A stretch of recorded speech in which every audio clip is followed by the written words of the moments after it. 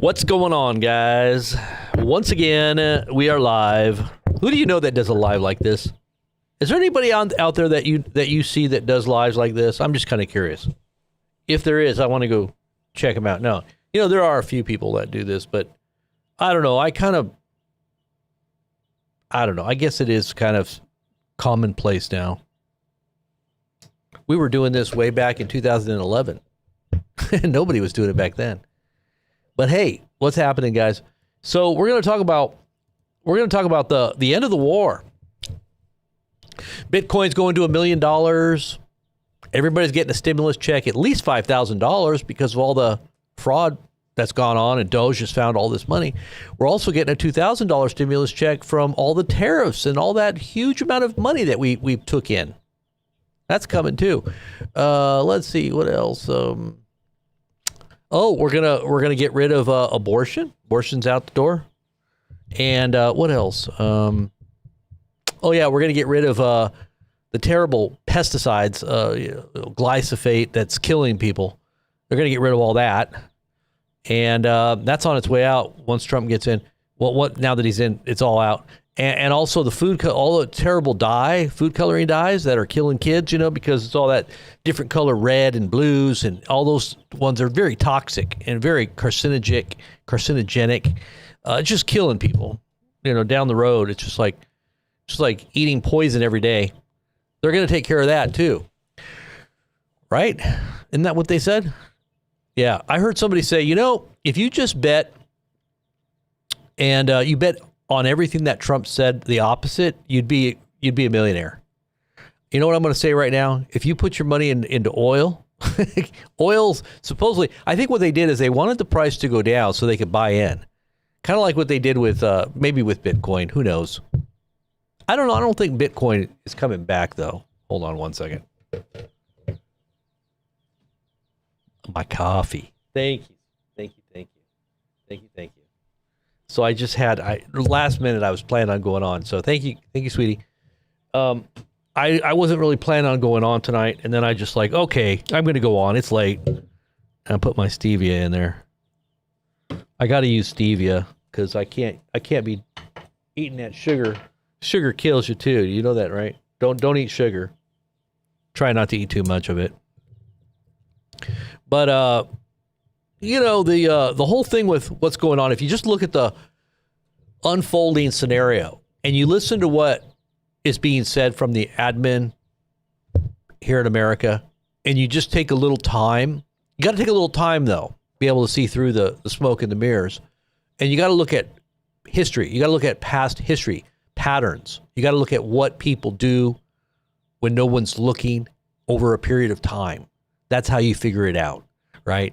And you see these patterns, and then you also understand the big game that's being played politically and globally. If you understand the global politics as well, because there's an ultimate agenda. And then you have to be a little more, then you should be very adept at the esoteric messaging and the plan that is, if you would, spiritual in nature, and that dark plan for America, or for the world, really for America too, because America has a special place in this. I was going to say has a special place in this whole scheme. This demonic, and some would say, well, it's aliens that are controlling everything. They're the ones that they're angels, or they're aliens, or they're ascended masters, or they're our higher self, our collective consciousness, the God consciousness. It's all planning and unfolding this plan according to our expectation, or what we project, right? What we believe is what we actually receive and what we gain. And there is elements of truth to the occult. It's just, if you would say in the sense of empirical truth, it's not just like the tree of the knowledge of good and evil. There was reality in that experience. When Adam and Eve disobeyed God, they went into an experience that was real, but it was a death experience. It wasn't the experience that God wanted for them. It wasn't their pre-planned and predestined place that God intended them to be in living forever under his influence. Rather, they were subjecting themselves to the influence that was ultimately destroying them, right? And that could have been detrimental to them for eternity, because remember, the Lord said the angel must stand at the guard to guard the Garden of Eden and not let them back in. Because if they got back in and they ate of the tree of the knowledge, or they ate of the tree of life, they would live forever, right? So if they lived forever in that fallen state, well, then it would have been, there was no need for redemption at that point, because humanity would have ended. But God had a plan, and he already knew that this was going to happen. Humanity would come into this. So this knowledge that is at the tree of the knowledge of good and evil, the base of that tree, obviously is forbidden. And so many people are like, well, it's forbidden. Why is it forbidden? Well, that's the same question that Eve was wondering, because she was listening to the serpent. Well, the serpent was telling her, God's trying to hide something from you. He doesn't want you to know this. There's some information here that's going to make you wise. You're going to find yourself. You're going to find out who you are. You're going to find out that you're like God. In fact, you are God. You didn't know it, did you? You're collectively God. Everything is God. You're God. The trees are God. The animals are God. And the devil's like, and I'm God. That's what the devil really wants you to think. This is where he gets his power, is thinking that you're in control. You can project your own reality onto the world, and it's God. It's actually what creates your inner self's, potential. Right? You just visualize it, and you can, make it manifest. This is where I manifest destiny. This a lot of talk in Christian circles too. There's a lot of occult practices in some of the Christian sects. If you really get into different beliefs, especially in charismatic circles, you'll see there's a lot of embedded occult practices, occult thoughts that are, pawned off as Christian doctrine. They'll use it a doctrine, some kind of doctrine of the faith, to kind of adorn it, to sell it. They'll tell you a little truth to kind of sell it to you. And this is what's happening with the administration. They're appealing, and it's so easy to do with the wayward church, because the wayward church is completely clueless and they're worldly, and so they go right along with it. Now, they have power and influence. For some reason, they do have a lot of influence. The charismatic wing of the church, especially, is very, very wealthy, and they've tapped into that Think and Grow Rich, Napoleon Hill, occult ideology, and they've applied it to their prosperity gospel kingdom now theology. And so they've prospered because they've gained the world. They've found themselves. They are. They're selling their souls for this, 30 pieces of silver. And so they ride the beast, because the political beast, it understands. This is where you get into the demonic world. The demonic world knows that it's deceived the church, but it's still, all of the symbolisms and all the practices, it still wants to use that against the true believers, the true God of heaven, because it still reminds the devil. That's why when you see Satanisms, if you get into an understanding of Satanism, well, they like to recruit out of the Catholic Church, because they like the fact that they know all of these rituals. They'll do the rituals backwards. They'll take a lot of the Catholic symbols and the rituals, and they'll kind of play it backward. But they kind of get off on that whole idea of mockery. It's kind of a mockery to take the rituals and the thought, even though it's not even biblically sanctioned, some of these rituals that the Catholics do, there is still some messaging in there, and a lot of times they'll embed themselves in churches, these witches and these, practitioners of occult powers. They'll come in to try to undermine and to thwart what God's trying to do from within. It's kind of like Balaam. I was just talking to someone about Balaam, and Balaam, if you look at Balaam, he was a prophet of God. it says scripturally that he was a prophet that could hear God, but he was compromised. He went after filthy lucre. He was seeking after power, influence, and ultimately money, right? What is the root of all evil? Not money itself, but the love of it, right? The desire for it, the pursuit of it. When you fully focus your whole life on attaining it. I mean, do you have more of a focus on money, or do you have more of a focus on God? You got to ask yourself, because there's a fine line there, even amongst those who think that they're devoted to Christ. If their focus is wholly on, acquisitions and being like the Joneses, trying to have an image that you're alive, but you're really dead, saying that you're in need of nothing and that you're rich and you're, that you can see, you put these images out, but your soul's dead, even as a Christian. So is your soul really alive unto God? Is it really influencing the world around you with the true Spirit of the Lord? Or is it a worldly gospel? Is it a worldly Christianity? Because there's a lot of that. Now, worldly Christianity can look really good. Outwardly, it may look good. It may look orthodox. It may not seem like it has any kind of idolatries if you know your Bible and you could say, yeah, it's pretty orthodox. Well, still there's a fine line there, because really look at the motives of the person who's teaching you. Are their motives right? And that takes time to discern, right? You have to be right too. If you're not right, you can't see or discern who's right and wrong anyway. You're just going to be following a group of people like the herd mentality, and you're going to be going along with the crowd. And you're going to think, oh, this is great.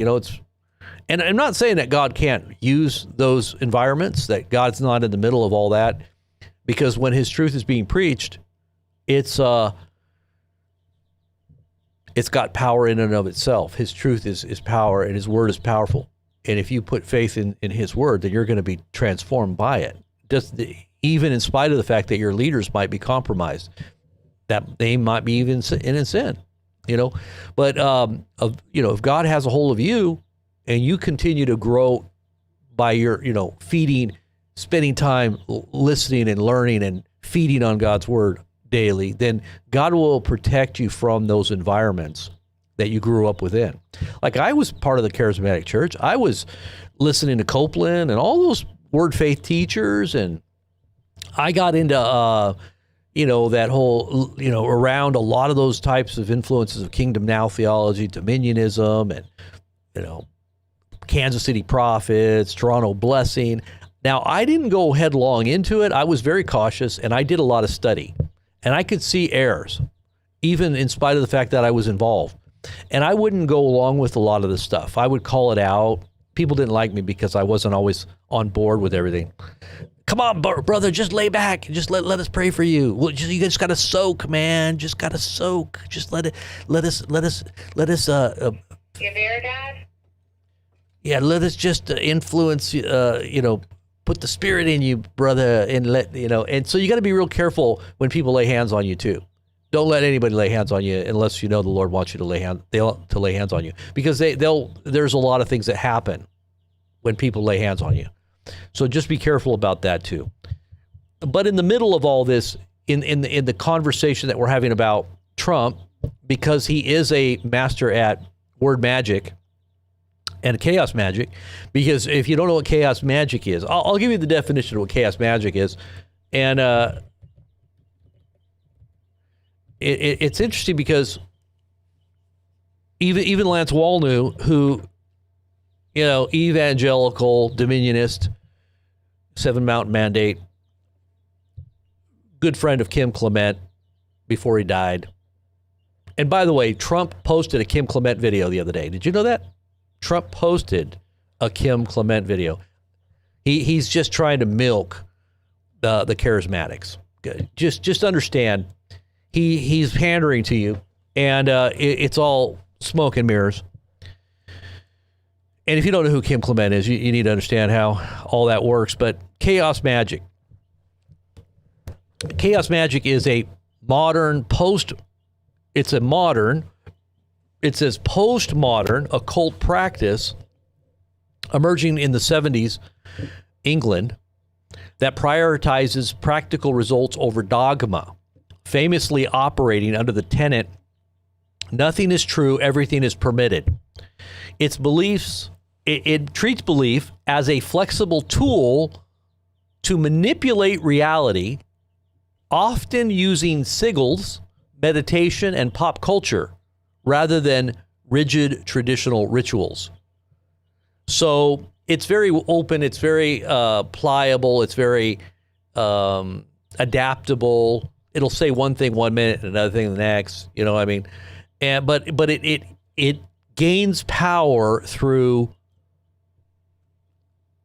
discombobulating different forces that are trying to consolidate. You gain that stability within a community, but you have to have compromise in order to make things happen. So you got to kind of disrupt people's little environments so they can, it's like trauma-based compliance. People become traumatized and they're reaching out for some kind of security really quickly, and you're the answer. All of a sudden, but you're the one that actually did it. You're the one that actually facilitated all that chaos. That's called problem, reaction, solution, right? You create the problem. The reaction is, what are we going to do? And then here you are with the answer. Here I come to save the day. Always got the answer, right? You're the greatest of all time. You're the GOAT. But it says belief as a tool. Chaos magic operates on the principle that belief is not a fixed truth, but a tool to be used and discarded based on on what works, allowing for the blending of different, even contradictory systems. Common practices within chaos magic are sigil magic, creating symbols that represent a desired or that represent a desire. These are symbols, kind of like the arch, victory arch, right? Or Roman architecture, like everything has to be done in Roman architecture or Greek architecture, certain types of architecture, very symbolic. And that's what Trump has mandated. Everything that's government, federal, has to be built this particular way, right? Creating symbols that represent a desire and charging them to influence reality. Can symbolisms influence reality? Yes, they can. If I wore a pentagram on my head, it would influence the way you perceive and understand what I'm saying, right? Sigil or siglation, using sigils to manifest results. So it also brings about results. There's tangible things that actually happen. Your words can actually be like that as well. The way you use your words. If you hear how Trump always is all positive all the time. Like he always says, and now he's not positive all the time. Like he'll use threats and intimidation and negativity as well. It's not just positive. But there's a purpose for why he's doing what he's doing. And there is some methods there to what he's doing. Belief shifting, deliberately adopting a specific belief system to achieve a goal and then abandoning it afterward. This was very similar to what happened right before 2016 election, where James Dobson, very high level evangelical, radio talk show host. Everybody knew he passed away, but he had a big time show. He's very prominent, and he went with a group of men, a group of other leaders, to Donald Trump and testified that Trump had received Jesus. Because Trump was just a nominal Christian at the time, right? And a lot of evangelicals were kind of leery. And they knew that he needed to be, in order for us to really embrace him, we have to have our leaders that are going to confirm this.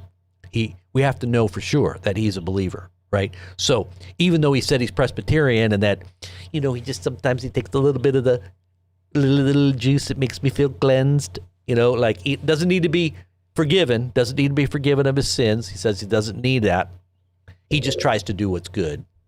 And anyways, Christians knew, okay, Trump needs something because he's not a Christian. So James Dobson on his little, mission with a few others to confirm that Trump received Jesus by the prayer of faith, right? Baby Christian. Everybody give him grace. He's a baby Christian. Came into office just like Kim Clement said, not knowing God, but he now is a praying man. Remember how that prophecy of Kim Clement, big deal about Kim Clement. Now, the reason I was talking about Kim Clement in 2015, well, actually it was 2016 leading up to the election, I was talking a lot about Kim Clement. And this was when I was on the Trump train. Nobody else was talking about Kim Clement. I was chronicling everything. Why was I the only one out there talking about Kim Clement? Because I already knew. I already knew what was going on. That's why we had 1 million viewers a day. Because everybody knew that something was happening. Or we tapped into something. But was it right? I warned everybody. This is why they took me down, was because they knew I wasn't on board. I warned everybody. I said Kim Clement could be a false prophet. The Bible says even if what a prophet predicts comes true, you better test him because the Lord has sent him to you to see whether or not your heart was truly after the Lord your God. So it's not only about false prophets that prophesy things that don't come to pass, but the ones that do, sign and a wonder and a miracle happen. But he teaches you to bow down to other gods. The Lord has sent that prophet to you to test you, to see whether or not you really truly do love the Lord your God. Because if a false prophet does a sign and a wonder and causes you to bow down to other gods, then obviously you don't love the Lord. Right? So, Kim Clement, why did I bring up Kim Clement? I'm trying to remember why did I bring up Kim Clement? Oh, because Trump promoted him the other day, like a couple days ago, posted a video about Kim Clement and how all these prophecies spoke of Trump.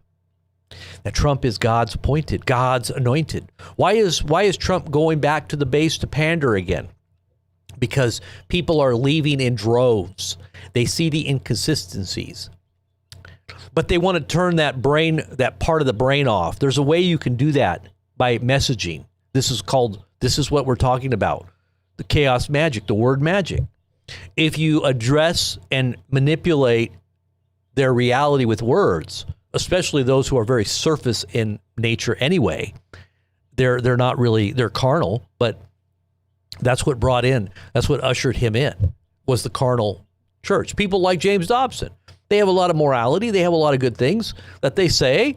Not saying there's anything wrong with a lot of what they say, but spiritually speaking, they're not in a place where they should be discerning what is really happening. They're not on top of the big game that's being played. This 4D chess game that's being played against them. It's not being played for them, it's being played against them. And if you're MAGA and you're conservative, the game you were being played. It wasn't the other way around. Okay? I was going to put,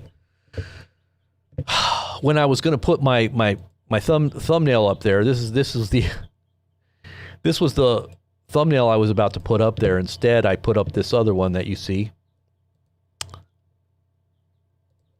This thumbnail here, I was gonna edit it, but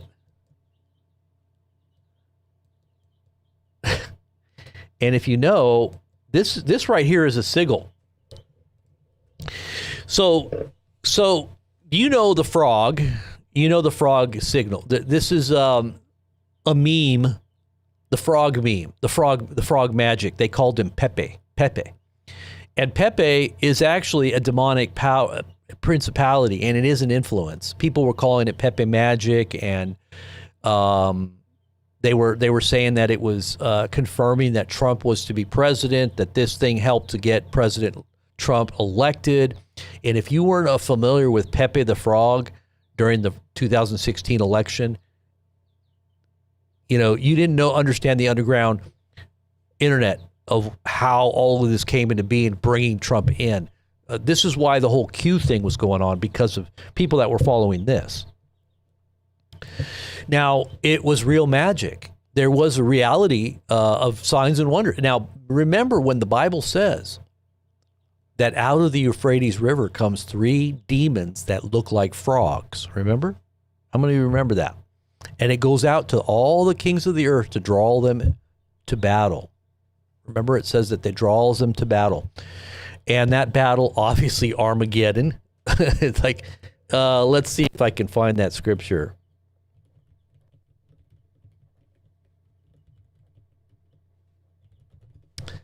It says in Revelation chapter 16, verses 13 through 16, then I saw 3 unclean spirits like frogs belched from the mouth of the dragon, the wild beast, and the false prophet.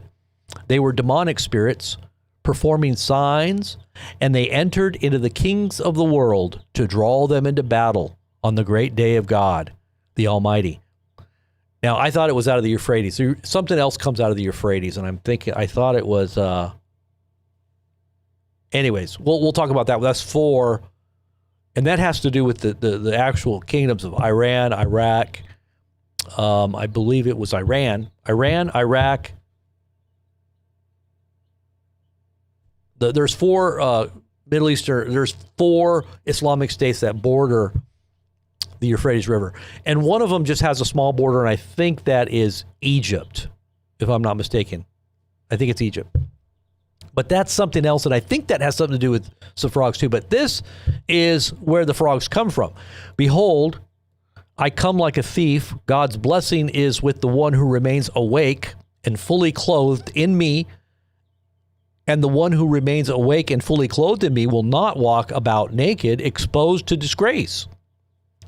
The demonic spirits assembled the kings together at the place called in Hebrew the Mount of the Governor.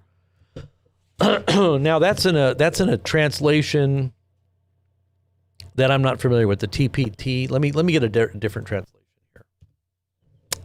Let's go with the King James here. It says, and then I saw 3 unclean spirits like frogs come out of the mouth of the dragon, out of the mouth of the beast, and out of the mouth of the false prophet. For they are the spirits of devils, working miracles, which go forth unto the kings of the earth and of the whole world to gather them to battle on that great day of God Almighty. Behold, I come as a thief. Blessed is he that watches and keeps his garments, lest he walk naked and they see his shame. And that means in these times, in these last days, we need to be very cautious and careful in making sure that we're in the grace and love of God, so that he himself is our protection. He's the one that's going to cover and cleanse and keep us from stumbling and dirtying our garment, right? Because we need to be in battle array with God's armor of light without having any kind of offense, right? Don't offend. It says the Spirit of the Lord, where it says, don't grieve the Spirit by whom you've been sealed until the day of redemption. So if you're not sealed and you grieve the Spirit, your seal is going to be broke. You don't want to do that. So keep your garments. But then it says in verse 16, and he gathered them together into a place called in the Hebrew tongue Armageddon. Ooh, interesting. So this whole frog thing, Pepe the Frog, is a part of that magic. It's a part of that magic. And there were people all over Reddit that were saying, it is magic, because all the numbers would always add up. Because on Reddit, you have different numbers that confirm each post. And every time somebody would post something that had to do with Trump, it would have a certain number attached to it, a certain numerical. And I didn't get into it deeply, but I did the research on this at the time. This was quite a while ago.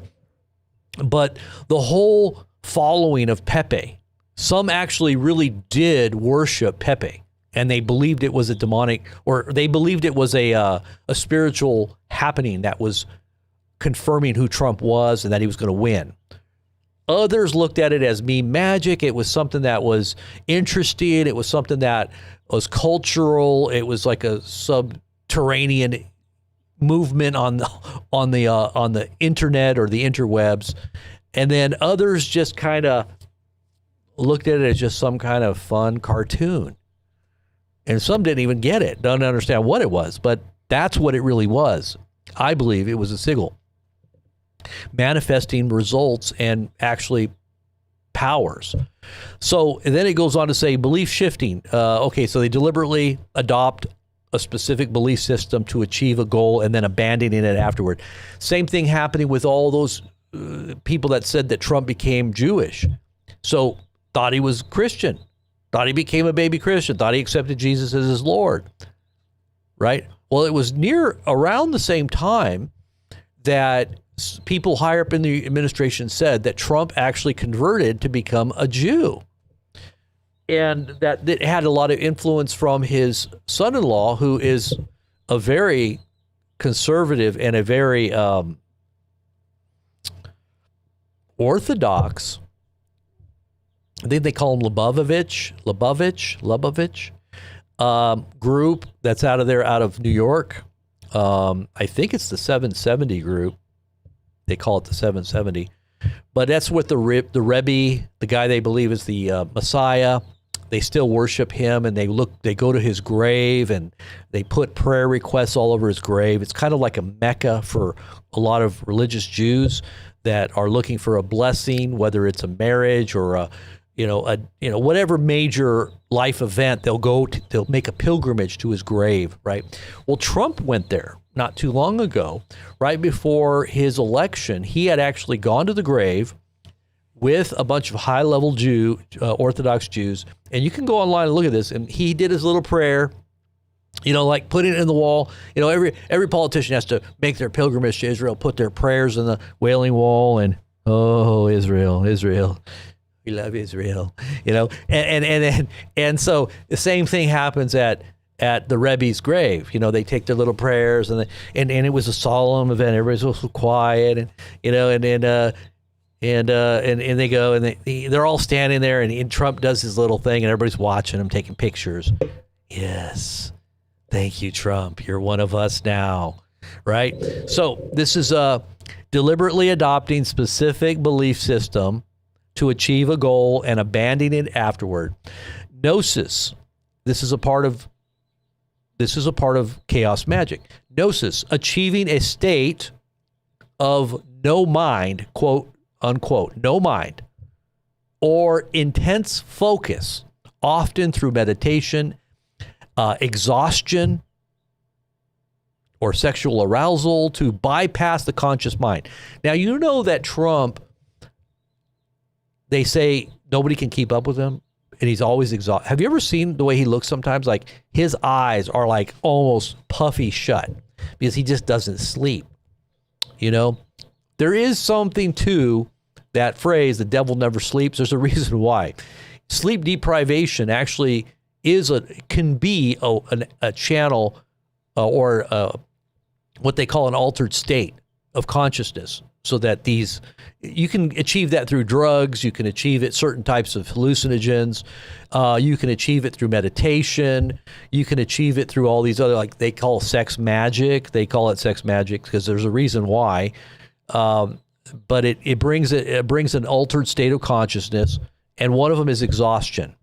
So, and that's why cults many times will try to get you to sleep deprivation in order to control you. There's a lot to that as well. Pop culture magic, using pop culture figures, movies, and icons as, for instance, a conduit for magical intent. Why is he so big on pop culture, right? And really big into this iconism, where, you try to, Nicki Minaj, oh yeah, Nicki Minaj, you just want to, appealing to, and a lot of politicians do this. They'll do this in many different ways because they know people worship figures, whether it's entertainment or politicians or even religious leaders. You get the religious leaders in there, everybody's going to follow.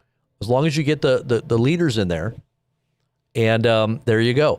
So history and origins. This emerged in the 70s in England, largely influenced by artist Austin Osma Spar, and was developed further by Peter Carroll and Ray Sherwin. It sought to strip away the ceremonial, religious, and rigid aspects of traditional occultism, such as Wiccan or Wicca and ceremonial magic. It still has the foundations of a lot of those disciplines and practices, but I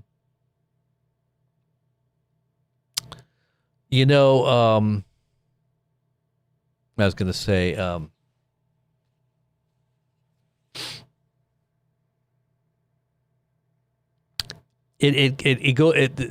some of its belief is that there's no dogma.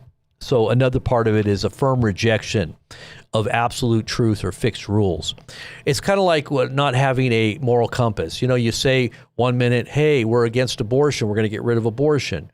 Okay. Oh, wait a minute. My wife, she's a full-on liberal in terms of hardcore abortion rules all the way up to 9 months. So I'm going to let her get up and share her heart, and I'm just going to be neutral and just say, throw it back to the states. We're not going to really get rid of it. You thought we were going to get rid of it. No, we're just going to throw it back to the states and let the states make the rules. Same thing with transgender. Oh, we don't want any kind of altering of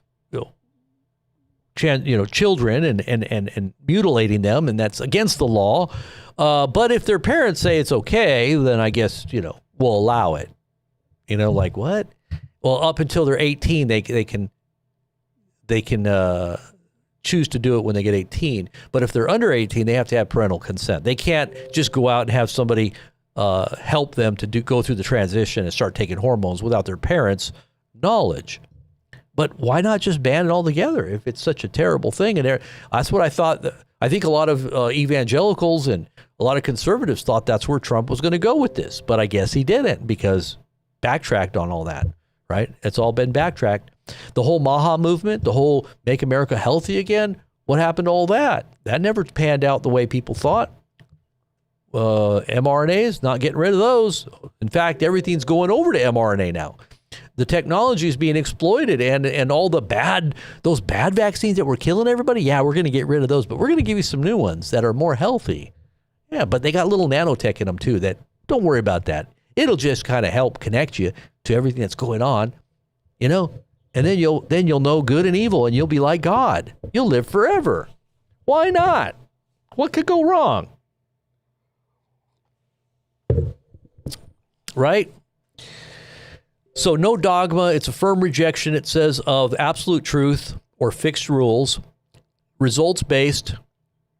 The focus is on whether a technique works in practice rather than whether it is correct according to tradition. So whatever works. Adaptation. It is highly individualized, with practitioners often creating their own personalized magical systems. The term chaos refers to the concept of reality as a chaotic, constantly shifting, and unpredictable force rather than just chaotic, disordered behavior. So they take advantage of the chaos to bring about their order, right? This is where we get that whole idea, order out of chaos, right? It's not that the globalists or those who are wanting to bring us into this technocracy and or demonic kingdom that is reflected in all the new order that they want to bring. They keep calling it Trump's New World Order, right? In the last, month or two, they were calling it Trump's New World Order. This is Trump's New World Order. We got the new Board of Peace, and the UN is on the way out. We got the new UN to be the arbiter of global peace. Perfect timing, especially with all the wars breaking out. But so this chaotic reality that is to usher in a new order is exactly what is the problem, reaction, solution. We're going to create the chaos, kind of like a false flag.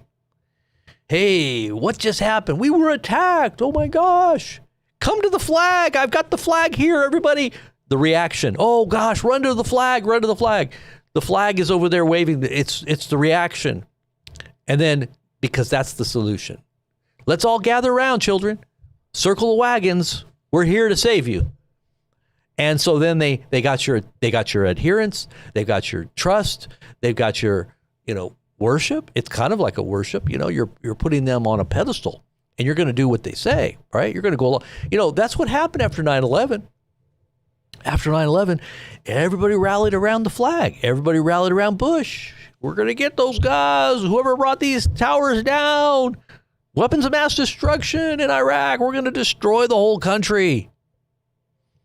And what did the testimony of that general, what was his name? General Wesley. You can find it on YouTube.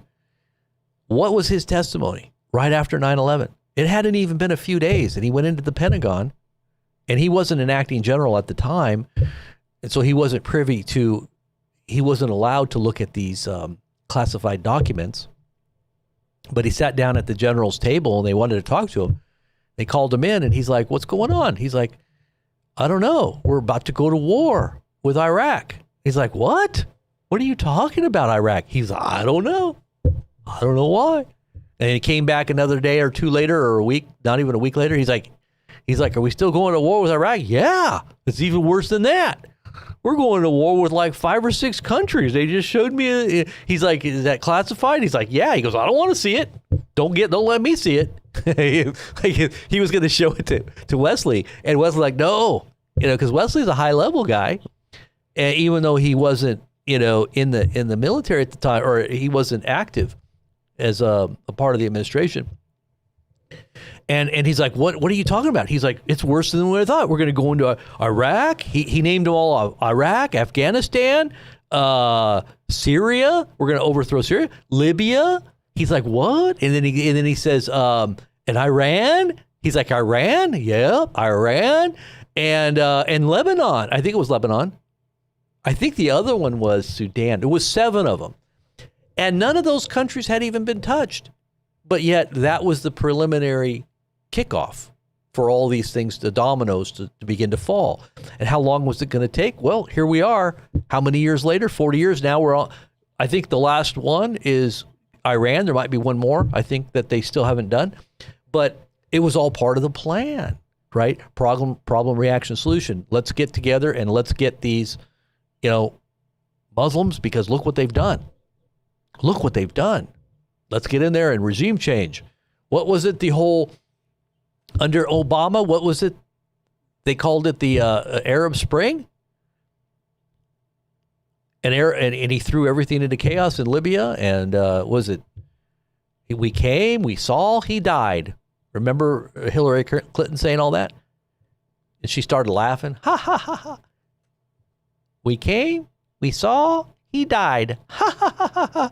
And so that was all part of it. It was they turned over. Was it Egypt? Egypt was flipped upside down too, and there was a whole big, chaos that ensued there, and new government and everything. And then they kicked them. They kicked out the Muslim Brotherhood. The military took back the government, and they blamed Obama. They said it was all Obama's fault, right?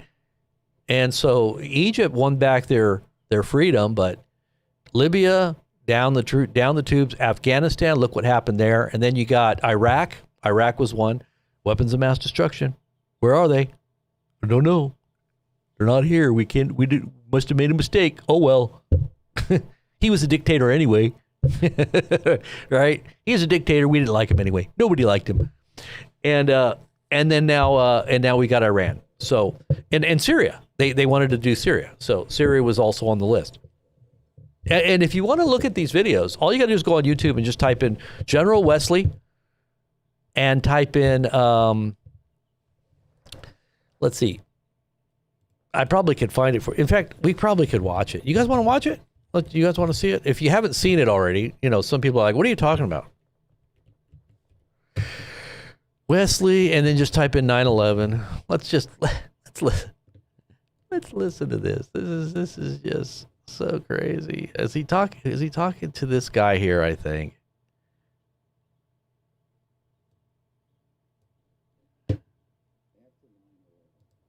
This is some of you may know him.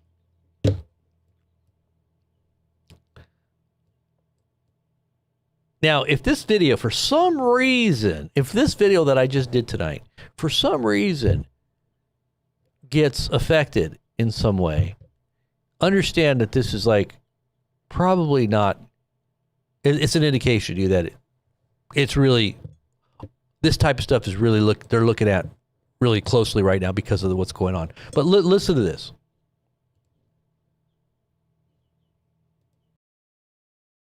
After 9/11, we had one of these aha moments in America where we came together on a strategy, and it was the wrong strategy.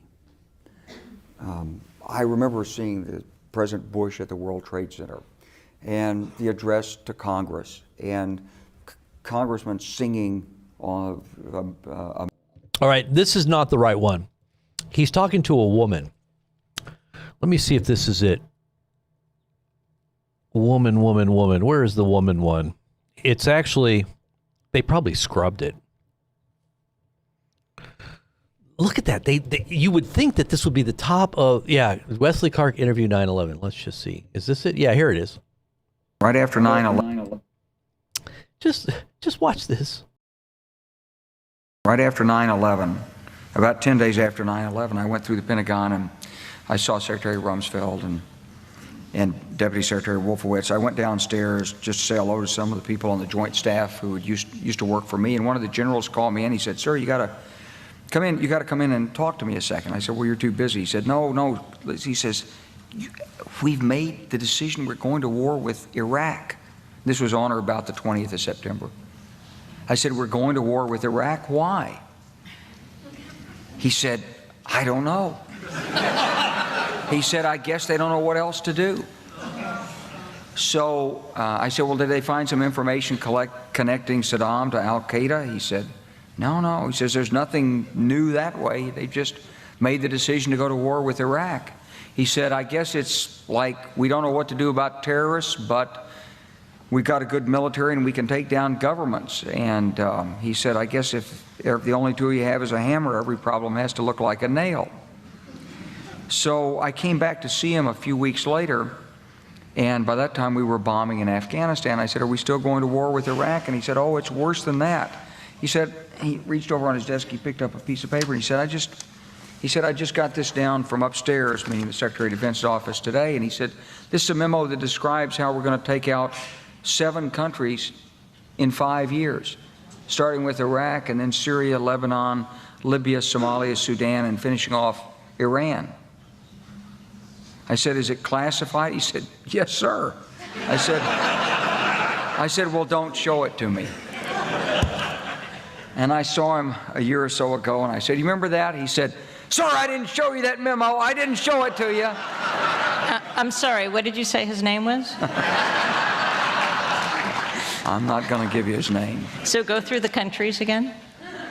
Well, starting with Iraq, then Syria and Lebanon, then Libya, then Somalia and Sudan, and then back to Iran. So when you look at Iran, you say, is it a replay? It's not exactly a replay, but here's the truth, that Iran from the beginning has seen that the presence of the United States in Iraq was a threat. A blessing, because we took out Saddam Hussein and the Baathists. They couldn't handle them. We took care of it for them. But also a threat because they knew that they were next on the hit list.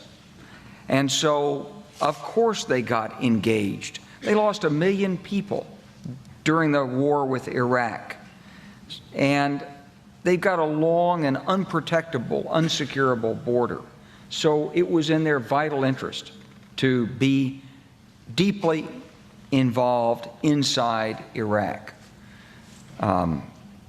They tolerated our attacks on the Baathists. They were happy we captured Saddam Hussein, but they're building up their own network of influence, and to cement it, they occasionally give some military assistance and training and advice, either directly or indirectly, to both the insurgents and to the militias. And in that sense, it's not exactly parallel, because there has been, I believe, continuous Iranian engagement. Some of it legitimate, some of it illegitimate. I mean, you can hardly fault Iran because they're offering to do eye operations for Iraqis who need medical attention. That's not an offense that you can go to war over, perhaps, but it is an effort to gain influence. And the administration has stubbornly refused to talk with Iran about their perception, in part because they don't want to pay the price with their our U.S. domestic political base, the right-wing base, but also because they don't want to legitimate a government that they've been trying to overthrow. If you were Iran, you'd probably believe that you were mostly already at war with the United States anyway, since we've asserted that their government needs regime change.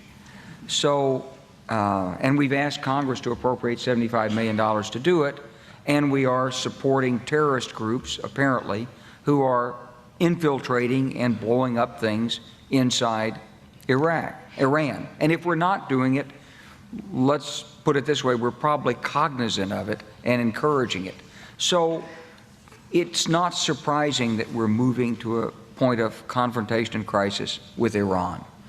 My point on this is not that the Iranians are good guys, they're not, but that you shouldn't use force except as a last resort. There is a military option, but it's a bad one.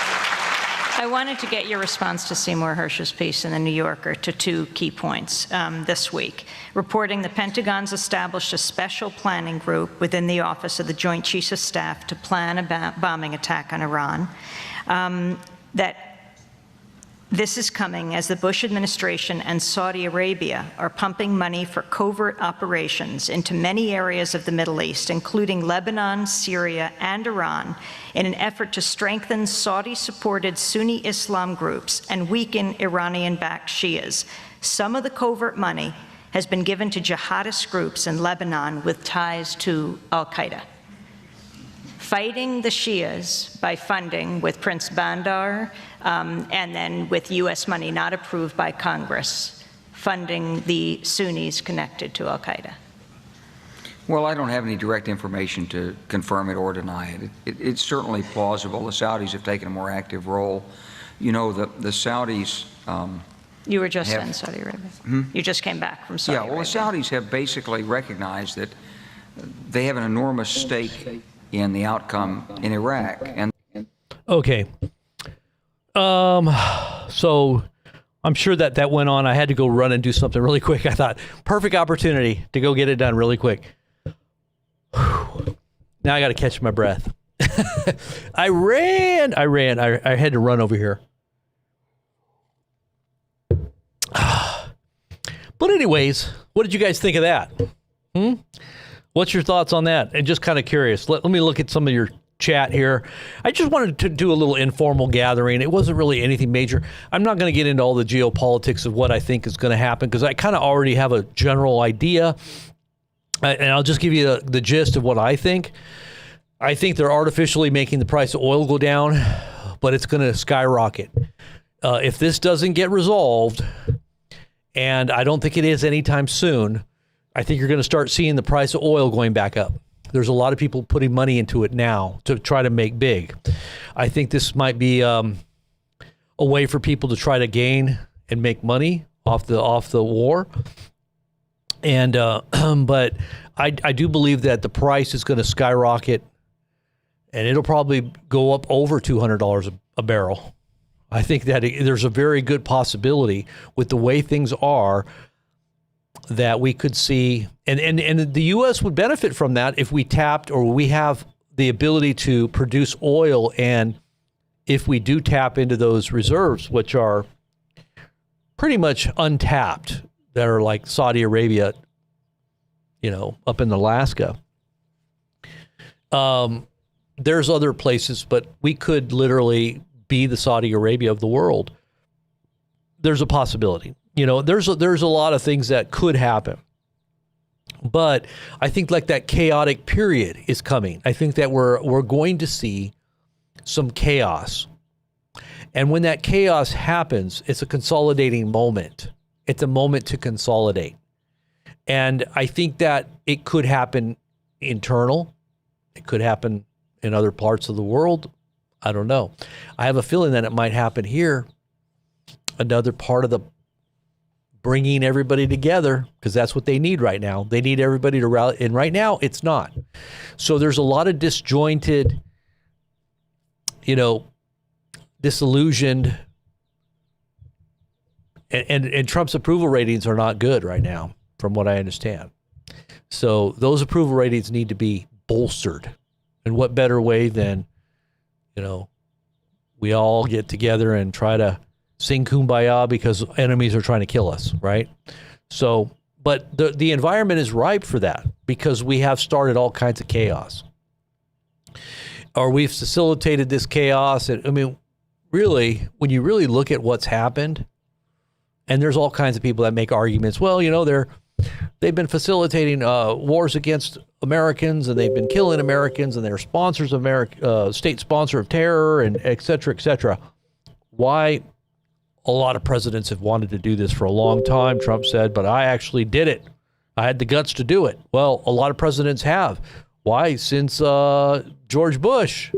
How many have you had? You had Bill Clinton. You had, actually, Bill Clinton was before, but you had, and I'm sure that was part of the agenda even back then, but you had, since George W. Bush, you had what? 3 presidents? So you've had Obama, Trump, and Biden. And I guess those are the presidents he's talking about that have tried to do this and didn't do it. So I guess he gets the prize, huh? Because he actually did it. He actually had the guts to do it, he said. I had the guts to do it. Well, it's going to take guts to do that, I guess, but oh, Lord, I could sit here and say a bunch of crazy stuff right now, and there's so much stuff that I look at that I can't even begin to talk about. It's just so vile, and, you got to be careful that you don't give too much. You want to edify people. You don't want to just get them so, you have to know what's going on to a certain degree. And to know it's evil, you don't have to delve into the depths of the evil itself and talk about every single instance. I mean, there's just so many things that we could get into to talk about that would just depress anybody that just sat and looked at it. I mean, I sit and look at this stuff and I'm like, the only reason I even look at it is I'm trying to get a feel for what is really happening, kind of like get a bead on what is the motivation, like what's really going on behind the scenes with all the things that I know. What is my take on where it's going to go from here? That's kind of, and I don't need to get into all the minutia of all the different conflicts and all the different things that are happening. And on our Telegram channel, we do chronicle a lot of different events, just so for those that are interested to see, like what happened today. Oh, this got blown up, that got blown up, this person died, this person was assassinated. There's a huge news cycle, and people want to kind of keep up on that stuff. But really, when you look at the big picture, obviously those little things do matter. What started World War II or World War I was the assassination of, they say, the shot that was heard around the world, right? But what's happening right now, it's already World War III. And I think most people realize this is a global conflict. It's now pulling in all the Gulf states. It's pulling in France. France is getting involved. I'm sure UK is already involved. You could see other countries coming. And maybe this is the scripture that I gave you guys today about the frog pulling the kings of the earth into battle. Is this the battle that the frogs are pulling in? Well, where does that frog come from? It comes from the false prophet, and it gives the definition there. What was it? The false prophet, the dragon, which would be the devil, right? And the beast. So you got the beast, the false prophet, and the one behind it. It's a trinity of evil, right? The false prophet's like the spirit. It mimics the Trinity in a certain way. You've got the spirit that the devil is trying to mimic by the false prophet, right? The prophets always represent the influence of the Spirit of God upon them, right? When they prophesy or they do miracles, signs, whatever. The beast is a person that is like an administrator or a ruler or a king or a Messiah, maybe even. And the dragon would be like akin to the overarching power that is recognized as being the God, right? The prophet is like the manifest presence. The beast is like representing the incarnation of the powers that are demonic in an actual person, right? And so they work miracles. These spirits, they are spirits of devils working miracles. And it says these frogs come out of their mouth. So what does it come out of their mouth? It's coming out of their spirit. They're vocalizing. That's where when I talk about word magic, they're literally bringing these things out through their word. This is why the rallies are so important in the real time moment, because there's so much that's being channeled to the people during these rallies when they were having them really regularly. You know, it was like programming. It was a program. And obviously the resurrection of Trump happened at a rally. And that was a big ritual in and of itself. You know, when you are a servant, I gotta go see if that video is still up. How many of you guys know that guy Richie from B? Let me see if I still have his video up here. I don't think I do. Did I watch that? I'm trying to remember where I watched that. If it was on this computer. Let me look at my history here real quick.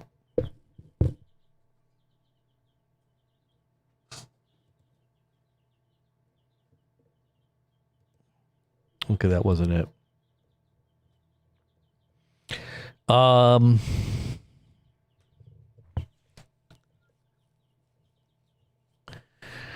I watched this video last night and I thought, oh, this one's going to be taken down, I bet. So I downloaded it so I can still keep it. But I bet it's going to be gone. How much you want to bet it's gone? You guys know who I'm talking about, Richie? Richie from B?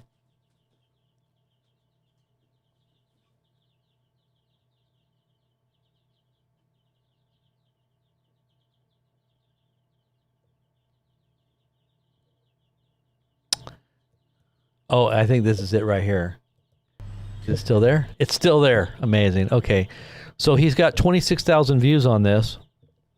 Now, this is a lot of what we've been talking about. Some of it I don't agree exactly completely, but a lot of it is interesting.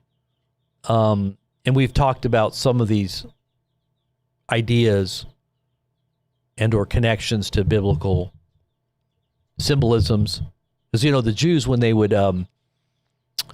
if they had a slave and that slave loved the master, they could choose to continue to be a slave even when they had their opportunity to have redemption. Now, slavery was a little bit different. Well, there were certain different types of slavery, but it was more of like a servanthood where they would be indentured servants, you know, where they owed money. So they would have to serve for a period of time. And then they would be allowed to go back at a certain point. They would be free, right? And but if that servant wanted to stay with its master, then it would become in a category kind of like a son in a certain way. But it would the servant would willingly choose to stay with the master. And so how would they do this? They would get an awe. You know what an awe is? It's like a pointed pick right? Like an ice pick almost. And they would put a hole in the right, I think it's the right ear. And then they would put blood on the ear. First they would put a hole through the ear. There would be blood on the ear, and then they would put blood on the finger, on the thumb, the big thumb, and then on the toe, on the shoe, on the foot, right? Remember when Trump went down, he had blood on his ear, he had blood on his hand, and he had blood on his feet because he said, hey, let me put my shoes back on. Remember, he said, I want to put my shoes back on. So was this some type of ritual? Some speculated, because really that was what propelled him from the low poll ratings that he had even at that time, because they could have just rolled right through and did it all over again. But they needed the people to rally. They needed the big pendulum to swing from the left all the way to the right. And what better way, because there was so much angst and feelings of repulsion because of what the left had done. But that was all done by purpose and design anyway. They allowed the corruption. They inspired the corruption. They facilitated that corruption. They wanted it to manifest to the high heavens so that any thinking moral person would wonder, why are these small minority of people being given a platform? Why are they being promoted? Why are they allowed to do this? Because it was all done by design. It was to inspire the majority in the middle and on the right to come back from the dead politically and rally behind this wonder of this man who defied all odds, and what we called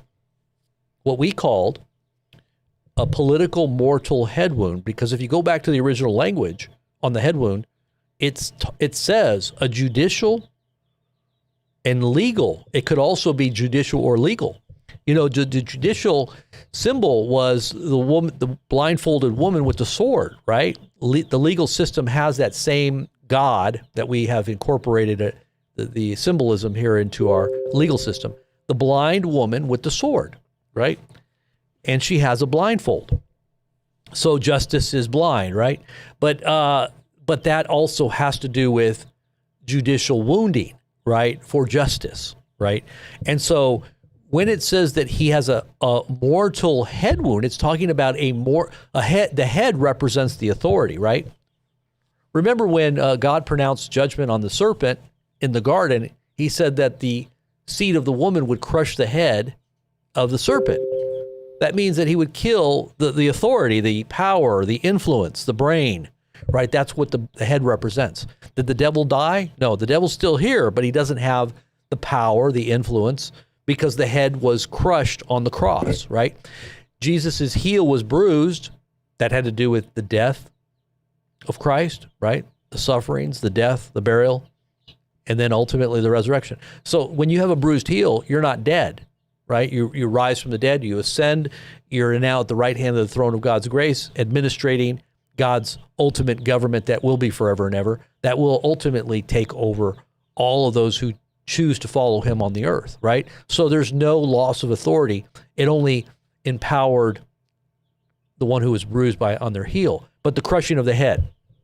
So the head represents that authority. So when this mortal head wound he recovers from, everybody is one. It says, the Bible says, everybody wonders after him. They follow him, and they're in awe of, how could this have happened?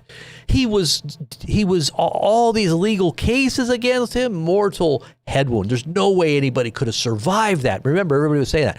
No way any man could have ever gone through this and still come out with all these slings and arrows that he took for us. He took it for us. He stood in the way because they were really coming after you and after me, but he stood in the way and took those slings and arrows. And then when you go back and you look at the footage of how he rose from the political dead at that very moment, go back and look at the footage. It was orchestrated.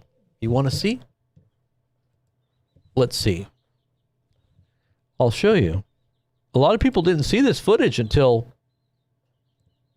a few months back. I'd say probably like the last half year ago.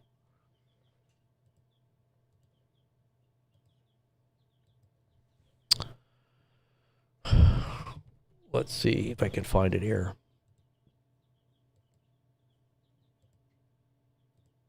I think I put it on here.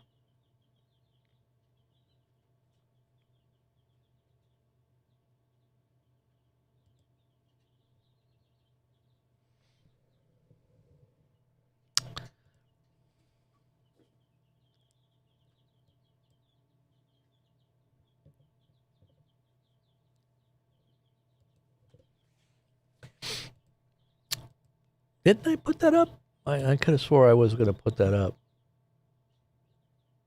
on Telegram. No?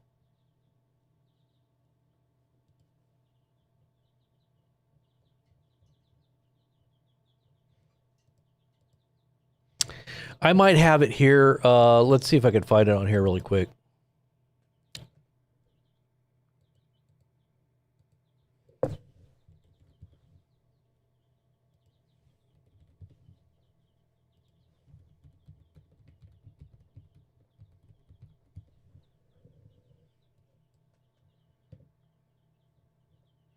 So what it was a visual from the ground level, and it looks like it was all part of a planned and orchestrated photo op. Because what you see is, and I'll just show it, I'll find the footage, but what you see is as Trump falls down onto the ground and all the Secret Service are on top of him, you hear all the chaos and the emotional, upheaval. And then the shots are done and you can hear him talking like it's done. Like, how do they know? How do they know everything's safe? How do they know to let him get up? How do they know to let him actually poke his head out and lift up his fist and start chanting, fight, fight, fight? How do they know all that? That there's not another shooter out there. There could be another one. Yeah, they neutralized the one guy, but how do you know there's not another one, right? So they let him do that. I wouldn't think the Secret Service would allow that, but they did. But while that is happening, as he's standing up from the ground, just as he's starting to get up, you see what looks like, those guys with the little thing in their ear and their dark glasses. And you see a woman and a man herding the photojournalists. There's probably like 6 or 7 photojournalists. They're all crouched down. The two that are herding them, and I say herding them because they're guiding them. They're like this, over here, over here, over here, and the woman is behind. She's doing the same thing, over here, over here, and you got about 7 or 8 photojournalists being guided right to where Trump is about to stand up. And as they position them, they start taking video, right? And they're below. So you see this visual from the below. You see the flag hanging right behind him. Perfect photo op. And then you see him fight, and the iconic Iwo Jima moment. This is the Iwo Jima moment. It's going to be iconic for all generations, and the flag is just hanging down there, and he's got blood there, and he's like this, fight, and they're all like, I'm telling you, it's just, but when you see these two, whoever they are, herding the photojournalists into position, you start to wonder. Let's see if I can find that.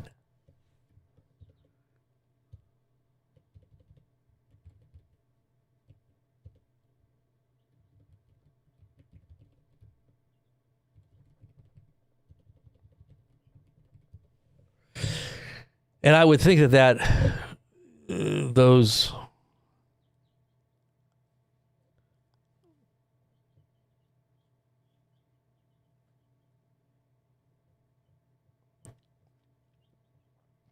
you know, that footage is probably not liked for people to see it, because it does.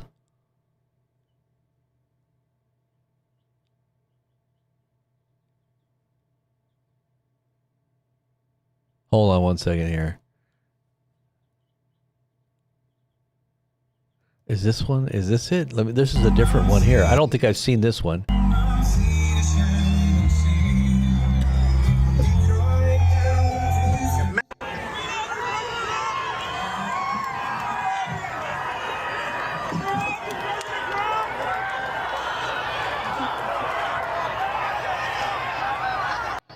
Okay, this is another.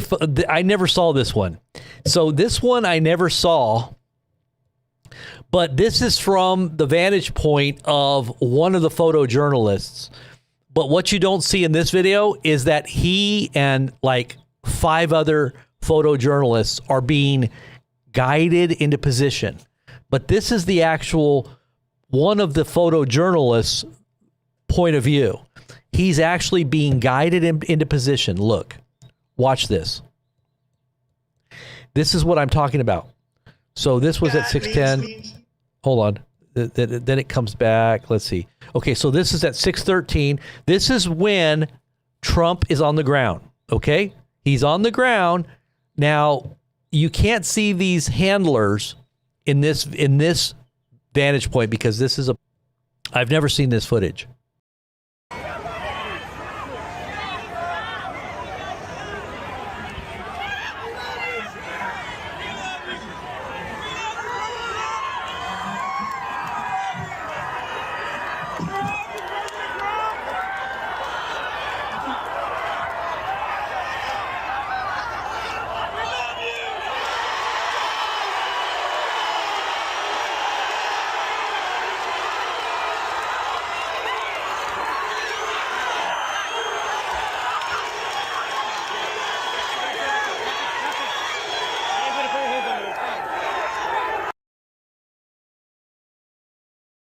You see how he doesn't have a shoe on either? Let's just see it. There's a shoe off there too.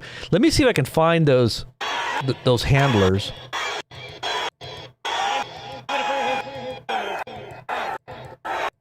I've never seen this footage.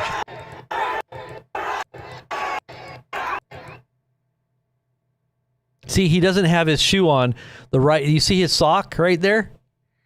He doesn't have his shoe on. His shoe is off.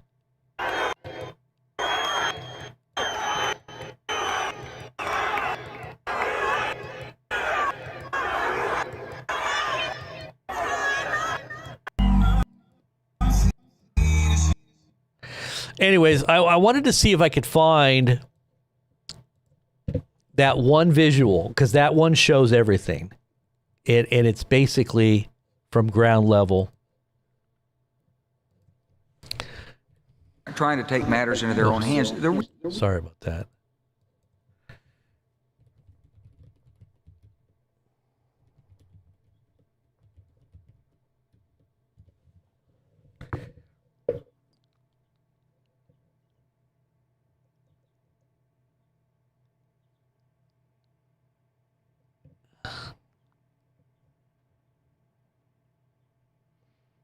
All right, this might have been part of it, but see, I don't think this footage shows it. Let me just see. Let me just look really quick here.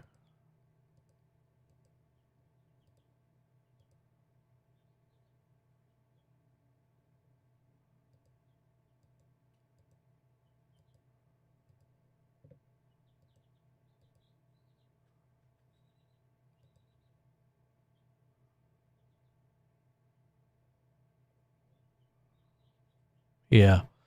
You can't see it in this one because the thing is that they bent down, the guys that were handling him.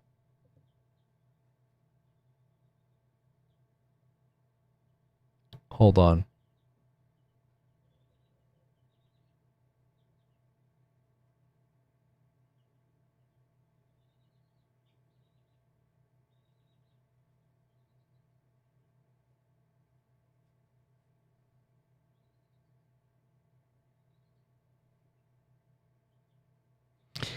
See, if they wouldn't have scrolled in. Yeah, because you can't see it on this one because they scrolled in too close. Anyways, I don't see the footage on here that I had. I should have probably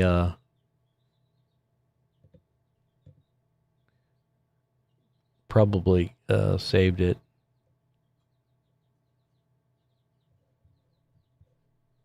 But anyways.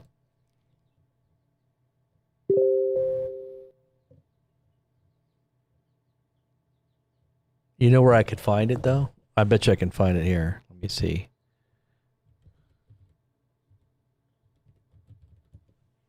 Let me just look really quick.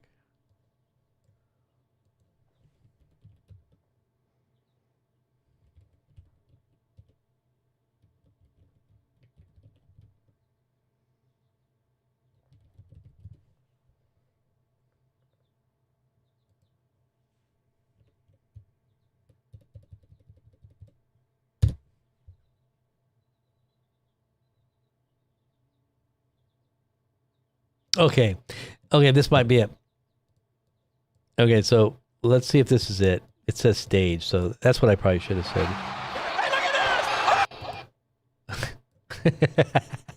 said. Wait, this might be it. Okay, it might not be it.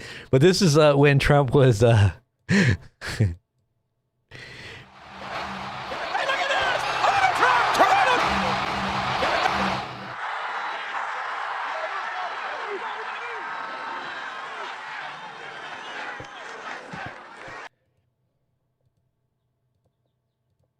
let's see.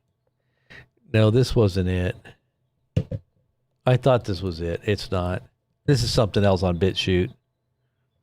It's a documentary, actually. This is an hour. Well, let's see. It looks like an hour and a half documentary.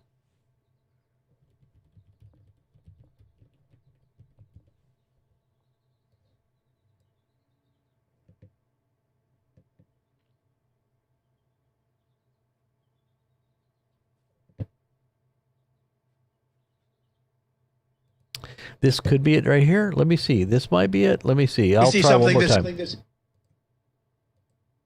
Okay, here it is. Okay. So this actually shows it right here. So this, let me get myself out of the way here. So this kind of shows like what people say, they say. This is kind of weird because why would these guys be hurting? Why would they be hurting the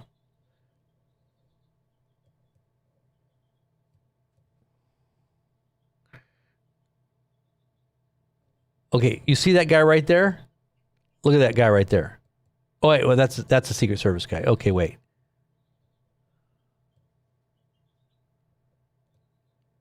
That's not the one I'm thinking of.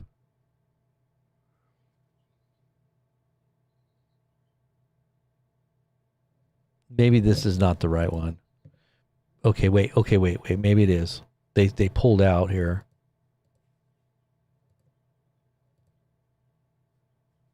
Okay, well, see, it's too high. Gosh darn it. This is not the right footage. Oh, well. I'm not going to be able to find it. But I'll try to post it if I can when I get it, I'll post it on Telegram.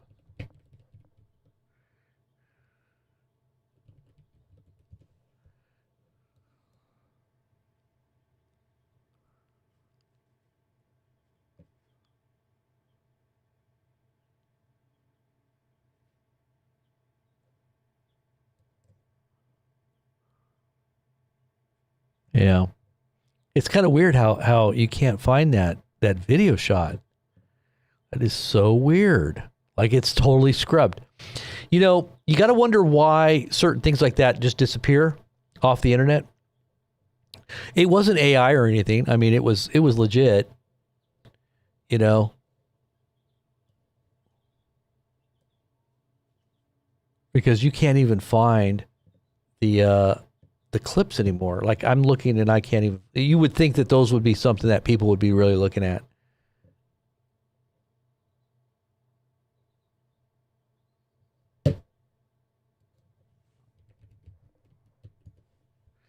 And I even put handlers, nothing.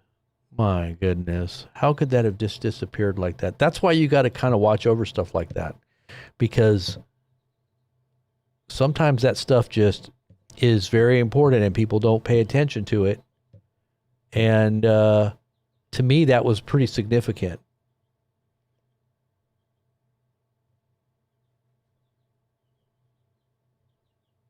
Yeah. Oh, well.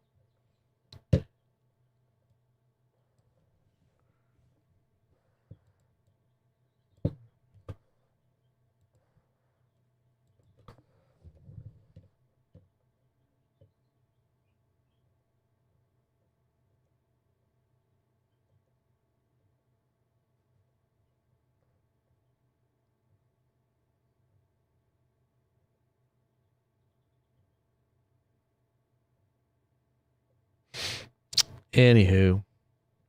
All right, guys. So whatever else we need to talk about here.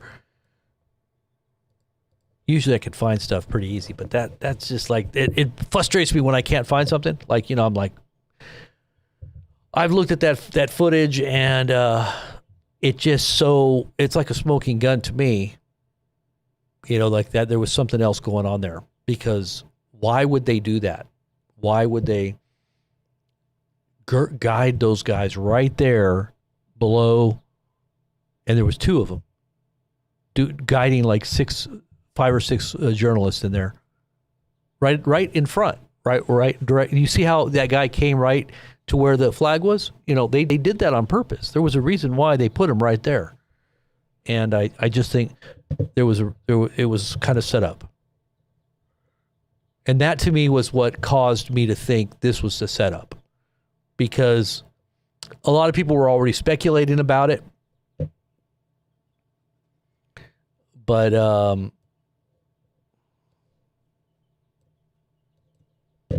wait, this might be it. Let's see.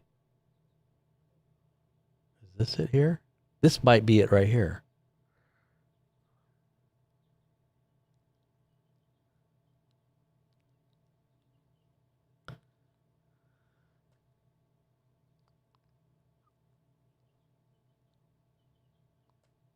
Yeah. This is it.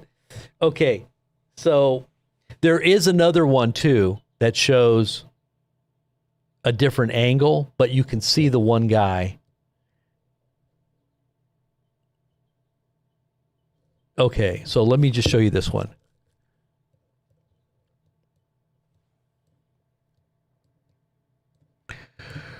So this one right here, if you look, this is like below the stage. If you look right here, you'll see he's just about to get up.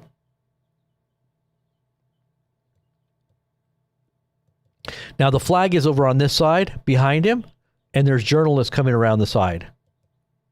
Right now they're being herded over there really quickly. There's one, there's two, and they're being guided by this guy. You see that little thing on his right on his ear? This guy is crouched over, because there's other footage. This guy is crouched over. All the journalists are standing up, but he's crouched down. And there's another woman that's crouched down too. And see how he's got that little thing on his ear? You know how they always have that thing on their ear where they can hear, right?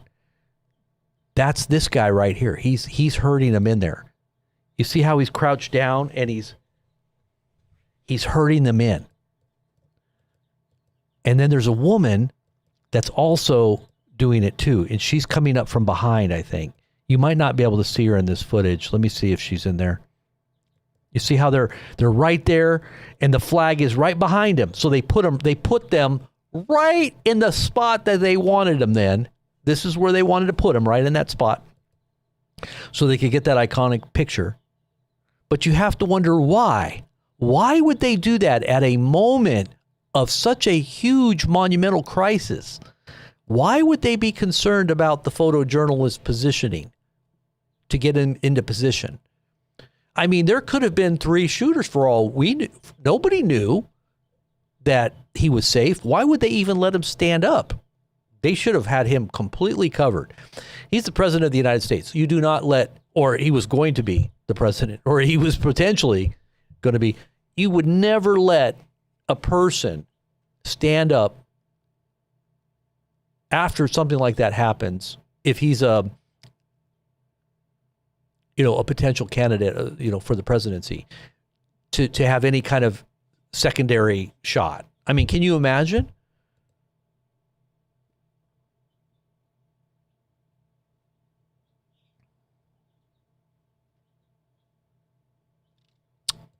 So that was my take on it.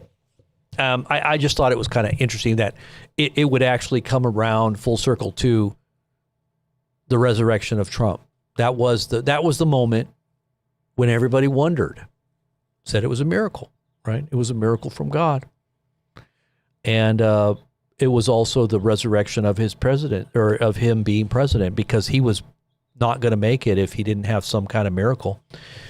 You remember, up to that point, he had all this legal fare, all this lawfare going against him. He had one after another, after another, after another. He was set up for courts. I mean, he was going through the whole system, and it was looking really bad, really bad. But as soon as that happened, everybody stopped, and they started dropping the suits. Then everything was just let go. Everything stopped.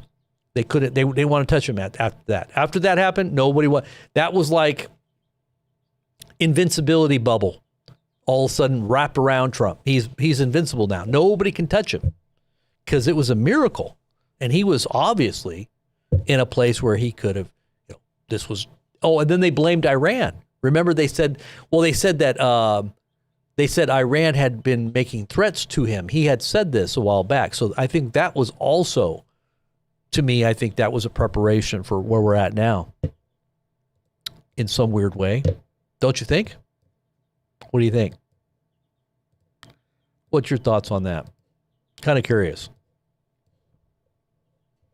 All right, so I'm looking at some of your comments. Kim Clement's prophecy being fulfilled where he was going to become a believer. Yeah. Yeah, because he doesn't really sound like a believer right now, does he? I mean, he cusses a lot. I mean, he said some pretty bad things, and, he says he's not going to get to heaven. He already said, I'm not going to heaven. Did you hear him say that not too long ago? I'm not going to heaven.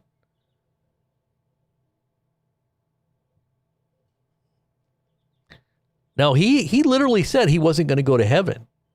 He didn't say he wasn't sure. He said, I don't think I'm going to heaven. That's what he said. He goes, I don't think I'm going to heaven.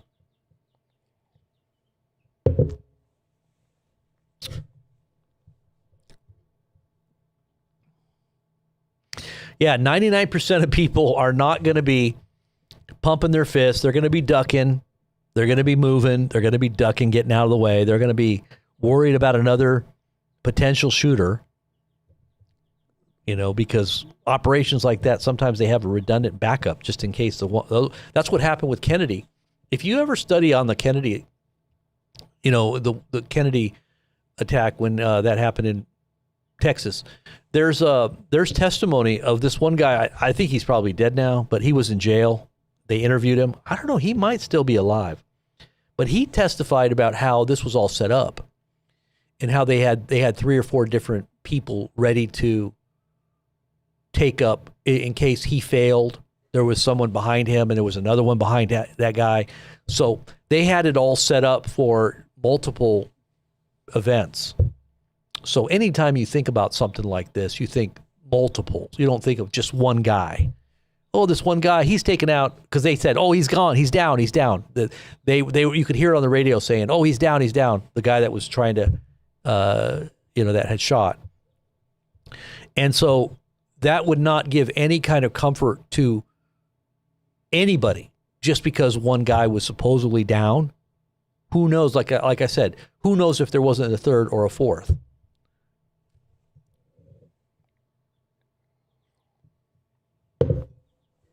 But anyways, just some thoughts for those out there that are kind of wondering, thinking it was still a miracle. The Bible calls it lying or deceptive signs and wonders. So why does it call it lying? Because they're meant to deceive. Are they legitimate miracles? No. The only legitimate miracle is from God.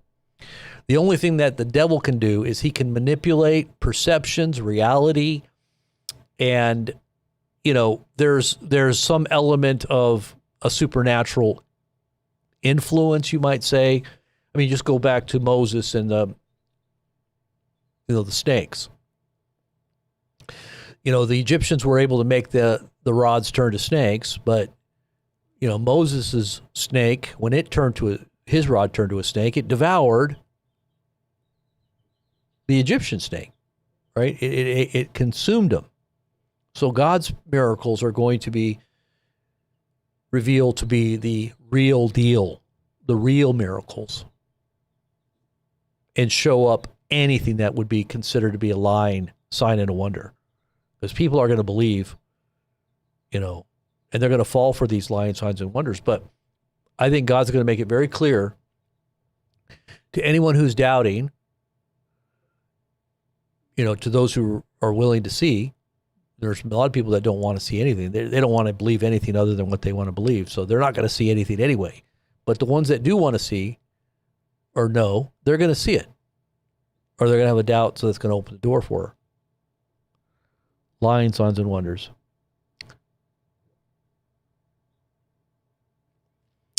Now, Alan, this is what I believe 2 Thessalonians chapter 2 is talking about. So Alan is right. That's what's happening right now.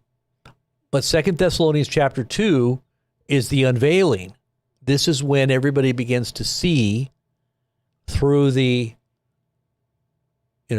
miraculous facade. I'll say it's a miraculous facade because he's always kind of taken, we always used to think, well, everybody was always talking in the Christian world about Obama, taking on these, this messianic kind of persona. He really gravitated toward that. And I'm going to just say this. Anybody that's in a place like that, can be very narcissistic, where they're caught up with their own promoting of themselves, right? And that could be very demonic anyway, because anytime there's a inauguration, they do that ritual. The Masons in D.C. will do that ritual of Osiris rising for every president that goes through inauguration. So that Osiris rising ritual is a demonic power that they believe possesses that particular president every single presidency. They do it for. So when Obama had this messianic,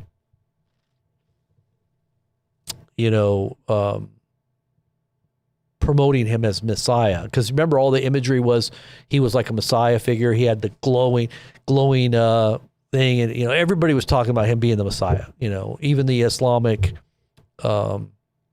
Nation of Israel. Or Nation of Islam, Nation of Israel. Nation of Islam was talking about Obama being the voice of the Messiah. That was actually one of the videos that went viral that I had at the time. It was in 2008. It went viral. I mean, everybody was watching it it was a top video on Drudge. It was a top talk on, Christian talk or conservative talk radio, Rush Limbaugh, Hannity and Combs. Everybody was talking about this video that I uploaded.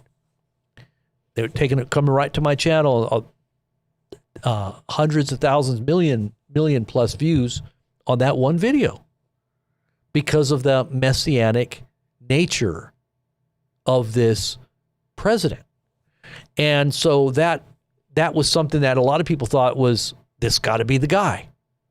Obama has all these different weird things happening that go along with his presidency. Stock market crashes 777 points right on Rosh Hashanah, on the day of Rosh Hashanah. And then he comes out all presidential, telling everybody what to do, telling Bush what to do. And then that's when his poll numbers went skyrocketing, because right at that moment, before the crash of the economy in 2008, Obama was below. He was lagging in the polls. It was actually McCain that was ahead. I know that's hard to believe, but at that very moment, before the crash of the stock market, McCain was actually ahead. And as soon as the crash took place, the polls went total opposite, just like this. Because Obama came out presidential, he started advising Bush on what to do, on how to handle the economy, what to do with the economy, and almost as if, Obama had the reins. And that's when everybody was like, yep, Obama's the president. So at that point, everything changed. The crash of the economy was a very similar moment for Obama, like Butler was to Trump. It was the same thing. It was a crucial moment when everything changed. Their trajectory on the polling went totally different, totally opposite. And but he had that messianic flair. Now Trump has more of a messianic conversation that surrounds him than Obama did. And Obama had a lot of conversation about this whole messianic antichrist conversation. Trump is far beyond that. I personally think that Trump is far beyond that. Now, Obama, by the time he got this far in, I don't think people were really, they kind of lost that fervor of him being the Antichrist or him being a Messiah, because he kind of just settled into his presidency and just continued to do whatever he's going to do. But Trump seems to be having more of a, there seems to be more sticking to what Trump is doing.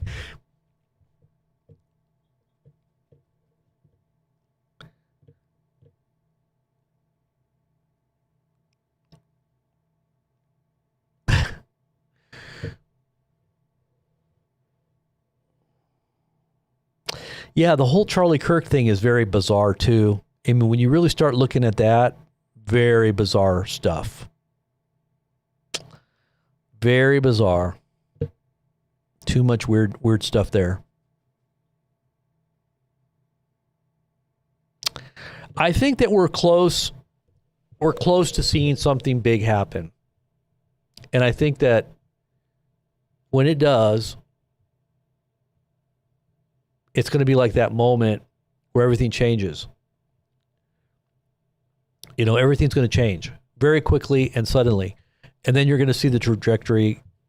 It's going to be like parabolic, or not parabolic, but it's just going to be off the charts, going in a direction. And we already know there ain't no stopping it. Everybody's going to be going in that direction because that's what they need. They need to herd everybody in a certain direction. And it's going to be a very crucial, shocking kind of, it's called a black swan. That's what they call black swan event. Shocking moments that cause events to change. Perceptions, beliefs, everything kind of shifts. It's a big moment when the whole paradigm shifts. People's consciousness is affected globally even. That's what a black swan is. And I think that we're headed towards some kind of big black swan event. Now, I know this war already is pretty, it's pretty riveting, and it's caused a lot of people, a lot of concern, and it's, I'm sure a lot of people are already suffering and dying from this in mass. But I don't even think this is the beginning. I think this is just the beginning. This is very beginning stages of something that's going to be so horrendous. You're talking about something worse than like World War II, World War I. You're talking about a war that we haven't ever seen before. That's what I think is coming. I think something much worse these are the seeds of something much more nefarious and, I would say, end time. This is like end time wars the Bible speaks about. That's what I think is coming. I pray I am wrong. But I have too many indications that this is all preliminary. And a lot of the happy talk you keep hearing out of Trump, I mean, just like what he said today. I mean, look at what he said today. Just look at what he said today.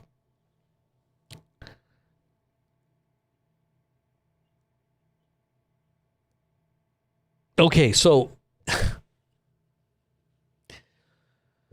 this will tell you how bad it is, because there's not going to be any confidence for any of these ships to go through the Persian Gulf. No confidence whatsoever. Even if we have escorts, even if the U.S. military escorts,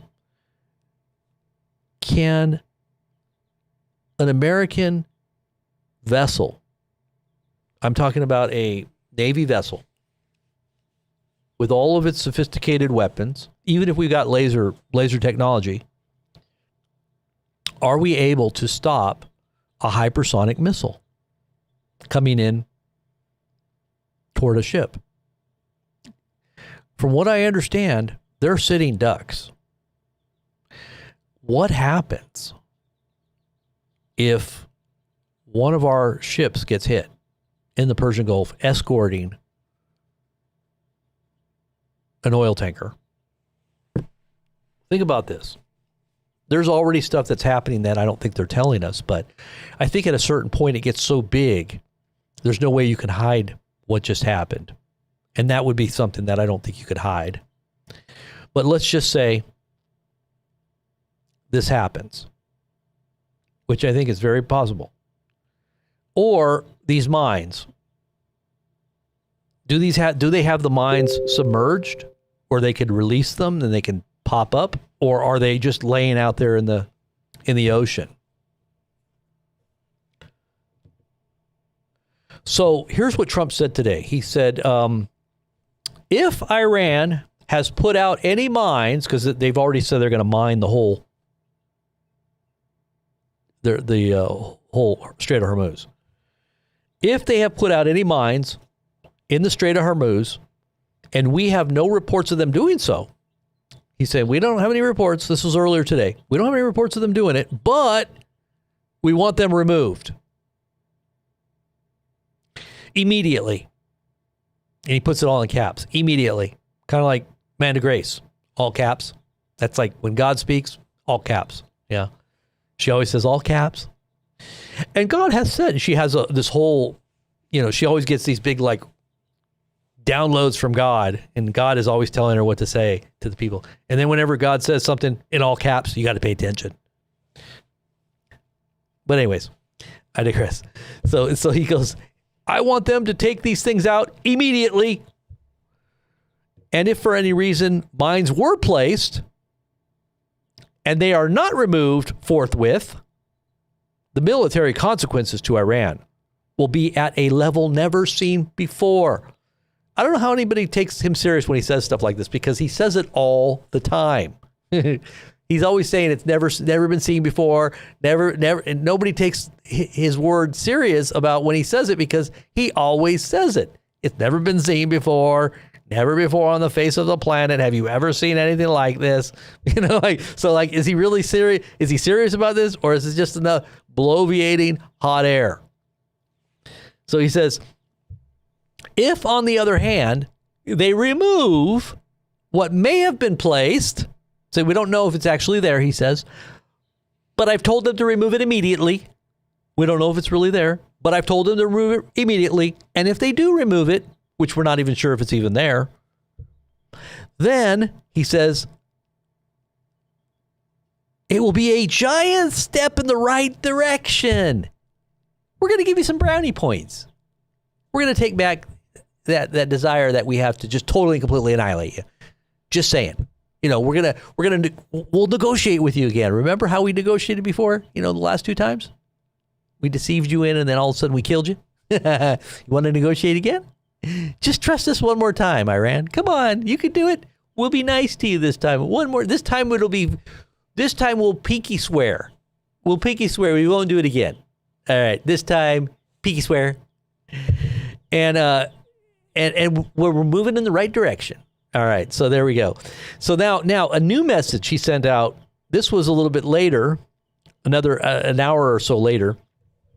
He says, I am pleased to report that within the last few hours, we have hit and completely destroyed 10 inactive mine-laying boats and or ships, with more to follow. President Donald Trump. No, you blew it. You forgot to say, thank you for your attention to this matter. You forgot to say that.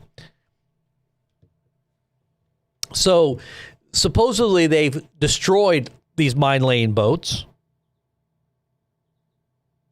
10 of them. Okay, so he's got another one now. Let's see what he says now.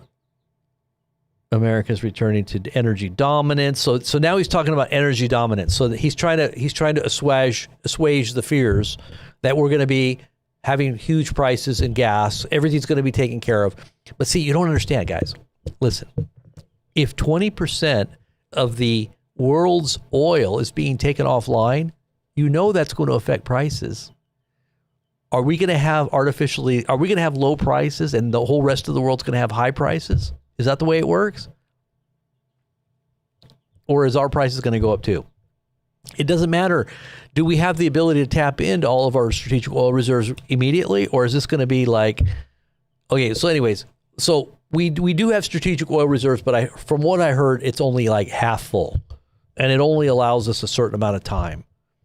But in the meantime, we're ramping up our own tapping of our resources up, I guess, in Alaska maybe, or offshore. Who knows? Who knows? Who knows? And will that happen in time? I mean, there's a lot of things that could happen between now and then. But is our prices going to stay low, or are they going to shoot through the roof, when all this happens? And what about all the chaos that we've caused in other parts of the world? And then you have all these, and this is why they're talking about, oh, you know what? Sleepers are waking up. The sleepers are waking up. What does that mean? That means that they could be doing an operation against us. Where at? Inside the country. Different cities around America. Or abroad. It could happen anywhere. So what happens if something like this starts happening? And it happens here, and then it happens there. Well, we've already seen something happen. That guy that had that little incendiary, which they say could have really been deadly. That guy, he did not look white. They said he was a white. I think one of the media said he was a white guy or a white extremist. He did not look white. He looked Middle Eastern. And from what I understood, it was something to do with what's going on in the Middle East. There was another guy, supposedly a lone wolf guy, and he had a shirt on that said property of Allah, and I guess he had a gun or something. I don't know when that happened. I'm not even paying attention to all. There's so many things that are going on. But the reason why I bring all that up is because when all this starts affecting these countries and they're starving, their populations are starving, and they start going back and saying, this is the reason why this happened. And it's America's fault. And we blame America. And now they have all this bitterness and hatred, and they start, plotting and planning or whatever they're going to do. You're going to start seeing events like this, something more regular. Unfortunately. And that's why they're putting out the alert now. That's why they're telling Americans, hey, anywhere you are outside of America is dangerous. It doesn't matter where you're at. You could be a target.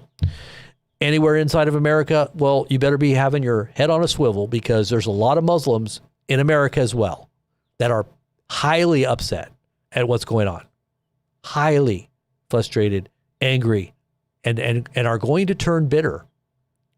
And they say, well, they're going to wake up. Well, what wakes up people to do these types of things? Something that they don't, something that they feel personal, like when you attack someone's faith, or you attack their God, right? Or you attack their belief system, then people will turn crazy. Potentially they turn crazy, especially when you're talking about, Islam. Islam is like that. It's like a hornet's nest. You're going to go and hit it with a stick and then run. And there's a whole bunch of people that, it's kind of like, well, we're just going to go over there. We're going to bomb a mosque. Let's just blow up the Dome of the Rock. See what happens. You know what happens when something like that would happen? Well, just go look at the iPad Go. All those demonic powers come out, right? It's like going up to a hornet's nest and hitting it. You know what you're doing. You better run, right? So the dude who hits it runs, but everybody else has no clue what's going on. And all of a sudden they're getting stung by all kinds of wasps. And by the way, I've gotten stung by a wasp and it hurts bad, or a lot worse than a bee. You get stung by a hornet and a whole bunch of stings. Just think, you just hit a hornet's nest and you've got all these people upset and angry. And yeah, you're getting intelligence all right that they're waking up. What do you expect? You just hit call it a holy war. You're calling it a holy war. When you put out images of a holy war and being sanctioned by our military, don't you think they're going to consider it a holy war? They're going to go to war with you. Yeah, they're going to wake up. What do you expect? They're going to wake up. So he says America is returning to real energy dominance. Real energy dominance, all caps. Today, I am proud to announce that America First Refining, that's a company, is opening its first new U.S. oil refinery in 50 years in Brownsville, Texas. I'm going to be really curious to find out who owns that company. America First Refining.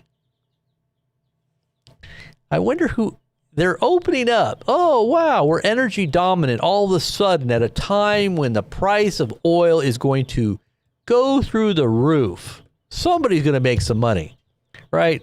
To me, this just sounds like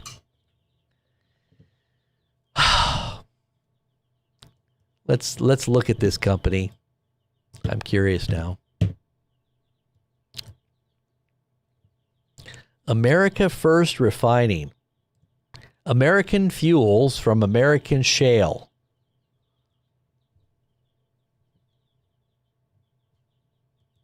Be interesting to find out who the board is.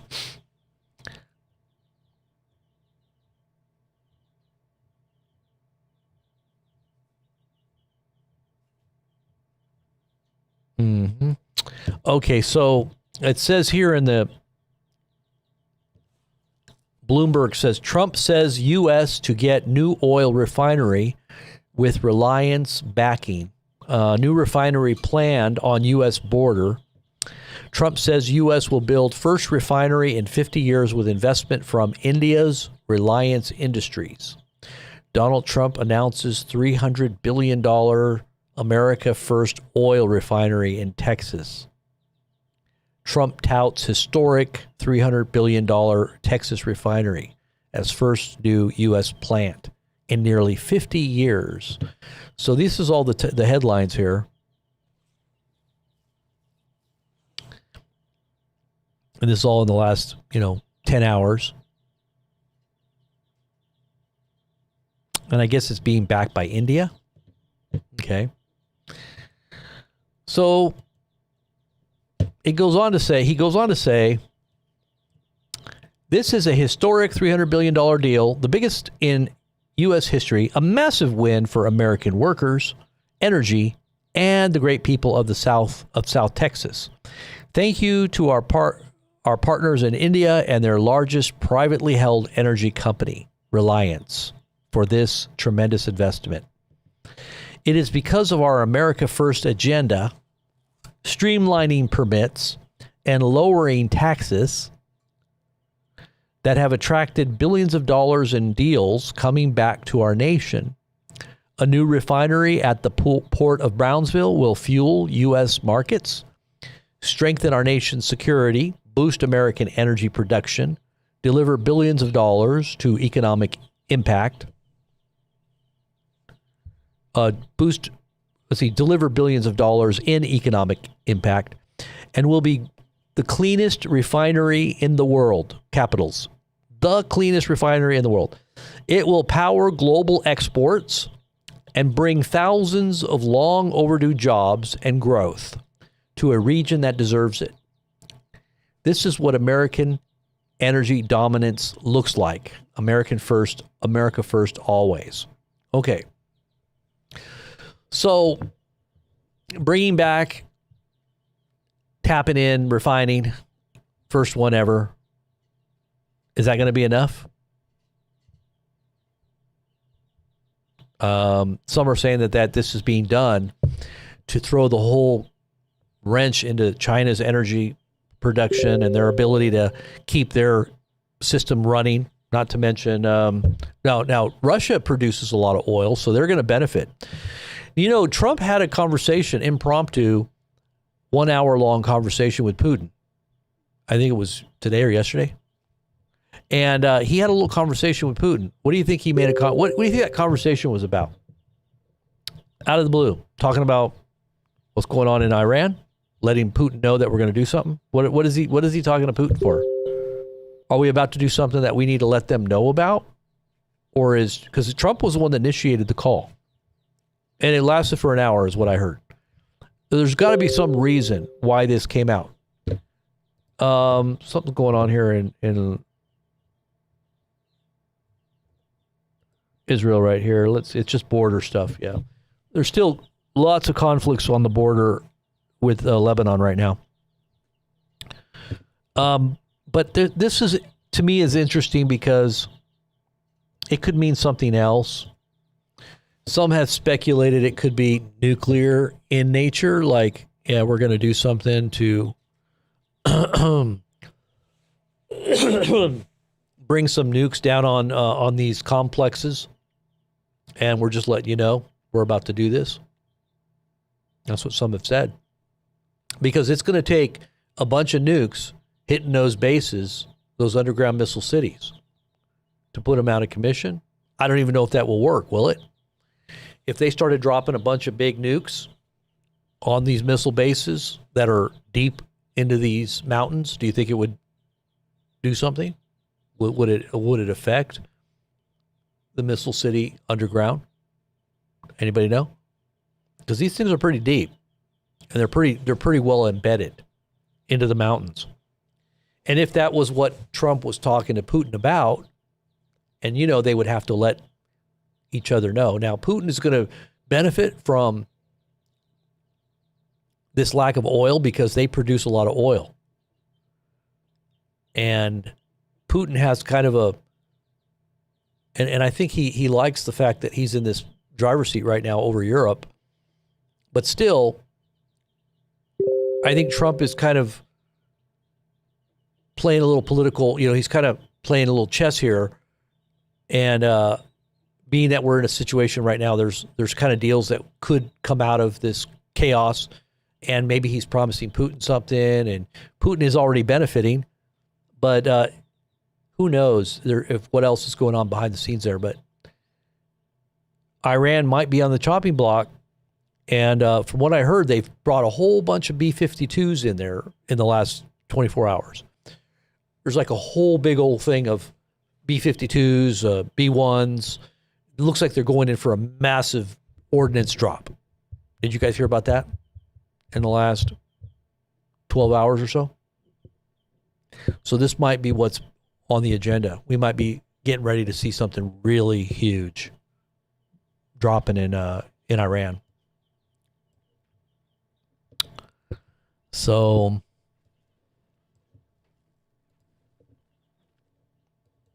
what else?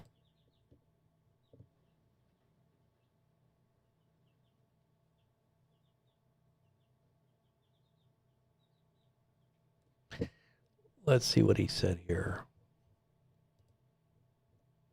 And then I think that's it. Oh, we'll call it a night.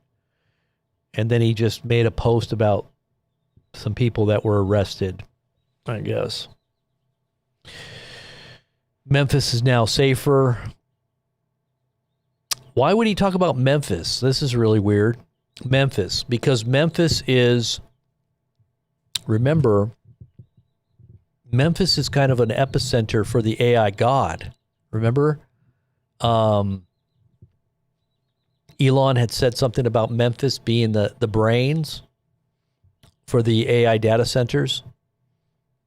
And Memphis harkens back to the god of Egypt, right? Or to the city of Egypt, I guess was the hub of all the Egyptian. I'm sure it had something to do with the gods of Egypt too, but Elon made reference to Egypt and also to the god of AI that would come out of Memphis. And so Trump is posting about Memphis and how they've taken out 2 criminals. I think that's just odd. When I saw that post, I thought, that's odd. Why would he post something about 2 criminals that obviously they were, they had committed heinous crimes, but they captured, one of them was an illegal and one of them wasn't. And he just posts their picture and he says, just 2 of the many brutal criminals we have captured in Memphis, making it 50% safer than it was just 2 months ago. So, have they not captured a bunch of brutal criminals in other parts of the country? I'm sure they're catching all kinds, right? Especially with the AI ability of AI to catch people. I'm sure they've got all kinds of people on tap as well. But these guys are obvious criminals, but why Memphis? Why make a big deal about Memphis? It just doesn't seem like something that he would even be focused on right now, being that there's a war going on,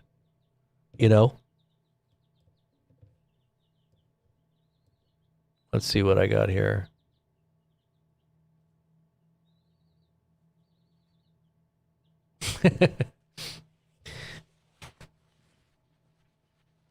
Anywho, you guys still with me? What do you guys think? What's your thoughts? People are starving for the word, spiritual food. Yes.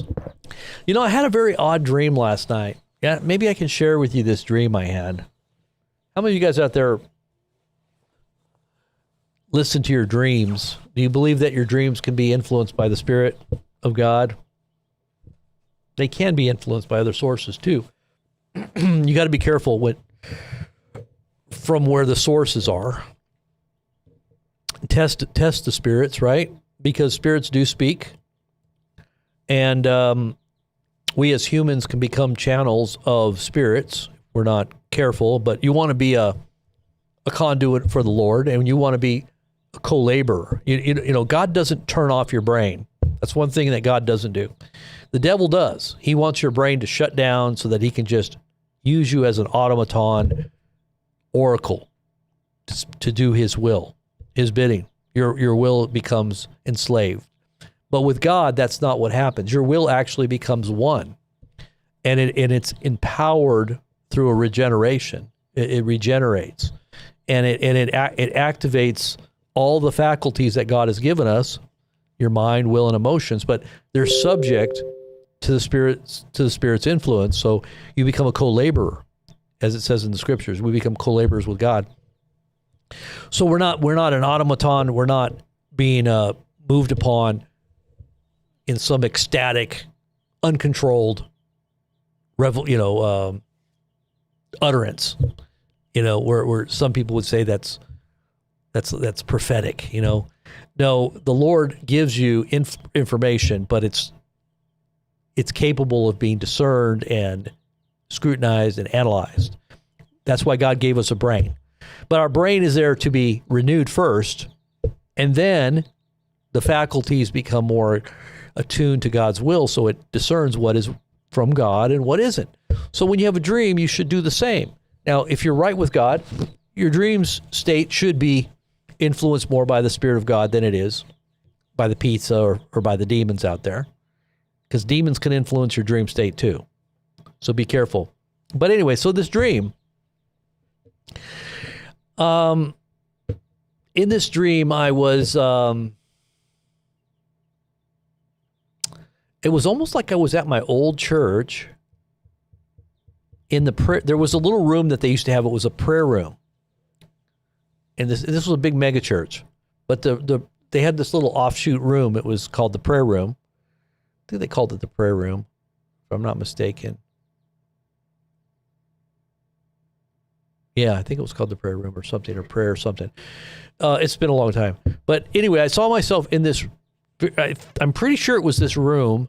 And in the dream, I saw, it's funny because I'm telling you this. I just realized that I'm telling you what I just told you. It's very interesting. So what happened was I saw this like, it was like, to me, it reminded me of like the Spirit. You know how when it says the 120 were in the upper room and the Spirit of God came upon them, or it blew in like a rushing wind? Well, what I saw was hands, like, like two hands, but they were like going like this, almost like wings, but they were just hands. It was just, all I saw was hands, and they were coming down and going into people, like into their bodies. And I said, they said to say something. I don't remember specifics, but I remember I did it and I felt it go into me. Like it went into me. I was like, whoa. And I totally felt different once it happened. And, but it reminded me like a butterfly finger, like you do this, like, but it came down, but it was just, all it was two hands that were coming down, and it would go into into people, and kind of gave me the vibe of like almost like the day of Pentecost or something. But and I remember thinking, I got to test this. Is this of the Lord? I mean, like I was like kind of like wanting to test it in the dream. That's why I was just thinking of what I just told you, because I was thinking I got to test this because this is like totally, it was so impacting. The way it affected me in the dream was so powerful. And I remember I felt different in the dream too after that happened. And then I dreamt about somebody else which was probably just for them. I shouldn't probably even say anything, but I tried to contact this person because I had a very specific dream about somebody. And when I have dreams like that, they usually mean something. So I try to follow the train of thought there. But I think that this one was for, maybe it means something. Does it mean anything to anybody? Anybody get anything from that? Just out of curiosity. All the believers out there that are watching. Anybody get some kind of sense of what it might mean?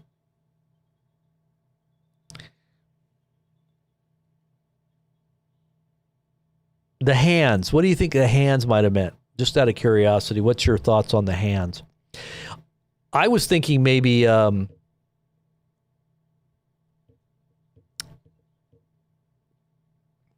I don't know, like the hands of God or something, like.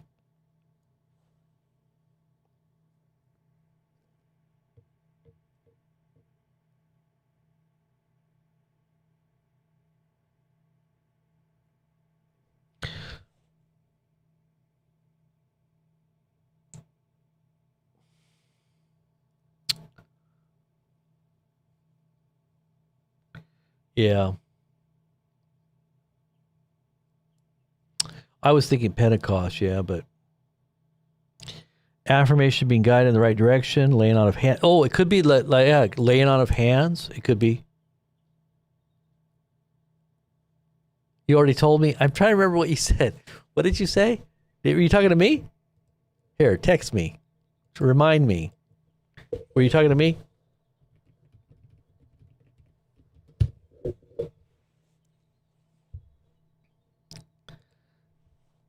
Oh, laying on of hands. Okay, so you said laying on of hands? Yeah. Yeah. Pentecost and laying on of hands, right. And you can lay. Remember I was telling you the other day, I said, there's a scripture that says, don't lay hands on anyone suddenly. And there's a reason for that. Do not lay hands on suddenly. Yeah, do not lay hands suddenly. It says in 1 Timothy chapter 5, verse 22, and I was telling you guys that maybe that's why I had the dream too. I don't know. Maybe there's something connected to that. It says in 1 Timothy chapter 5, verse 22, it says, do not be hasty in laying on of hands, and do not share in the sins of others. Keep yourselves pure. So if you do lay hands on someone, you could actually partake in their sin. There is implications here that if you allow someone to lay hands on you, or you lay hands on someone else, depending on who's in sin, it could actually affect you in some way.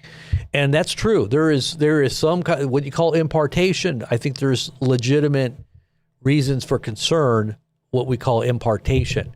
When they would send people out or anoint them with authority, they would lay hands on people as the Holy Spirit would lead them, right? So as the Holy Spirit tells them, hey, lay hands on these men, the Holy Spirit is the one that's doing it, right?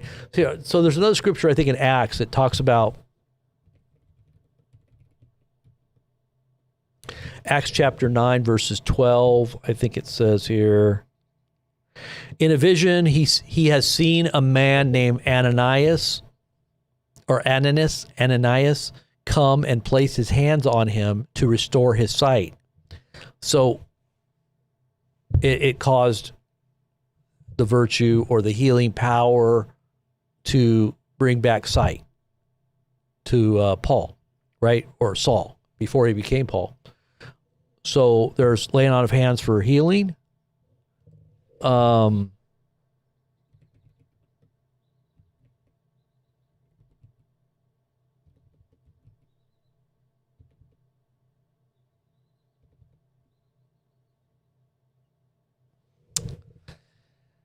I think it also says something about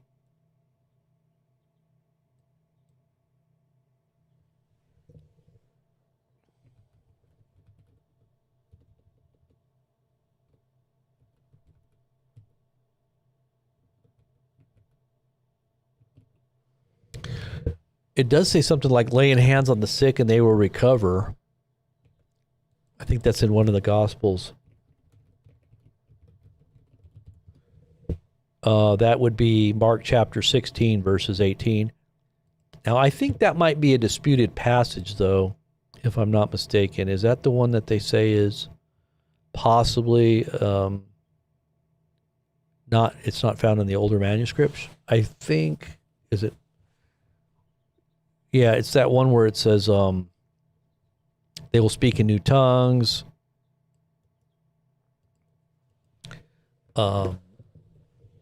Let's see, it says, go into all the world, preach the gospel to every creature. Whoever believes and is baptized will be saved, and whoever does not believe will be condemned. And these signs will accompany those who believe. In my name they drive out demons. They will speak in new tongues. They will pick up snakes with their hands, and if they drink any deadly poison, it will not harm them. They will lay hands on the sick, and they will be made well. They say that passage there from 16 or 15 may not be always in some of the more older versions of Mark, is what I've heard on that. So that, just to keep that in mind.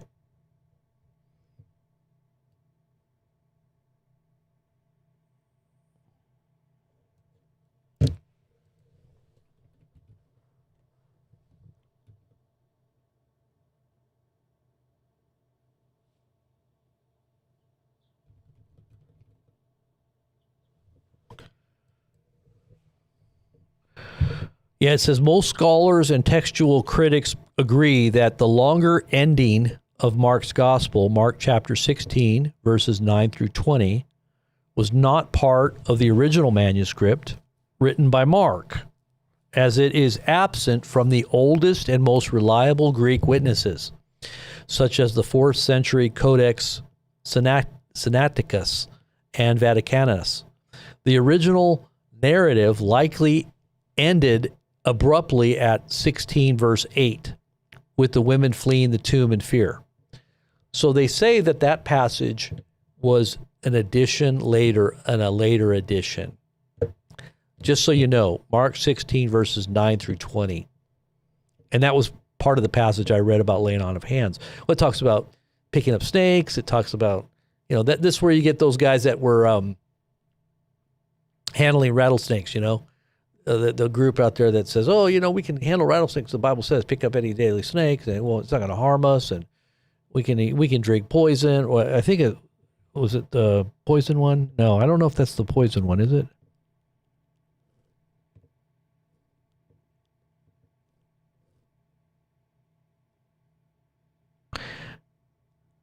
Yeah. Anyways, I better get going, guys. So in the meantime, I pray that you're all keeping your focus. Don't be troubled. Don't be anxious. Whatever is happening is going to happen, and as long as your focus is in the right place, on God, everything will fall into place the way it should. God will direct your steps. You're going to trust wholly in Him. And then what does it say? He will direct your steps. He's going to go out before you. He's going to scatter your enemies. He's going to provide. And I've gotten this word recently, and I really think this is for our time. God will prepare a table of feasting before you in the presence of your enemies. Think about that. God will provide a table of feasting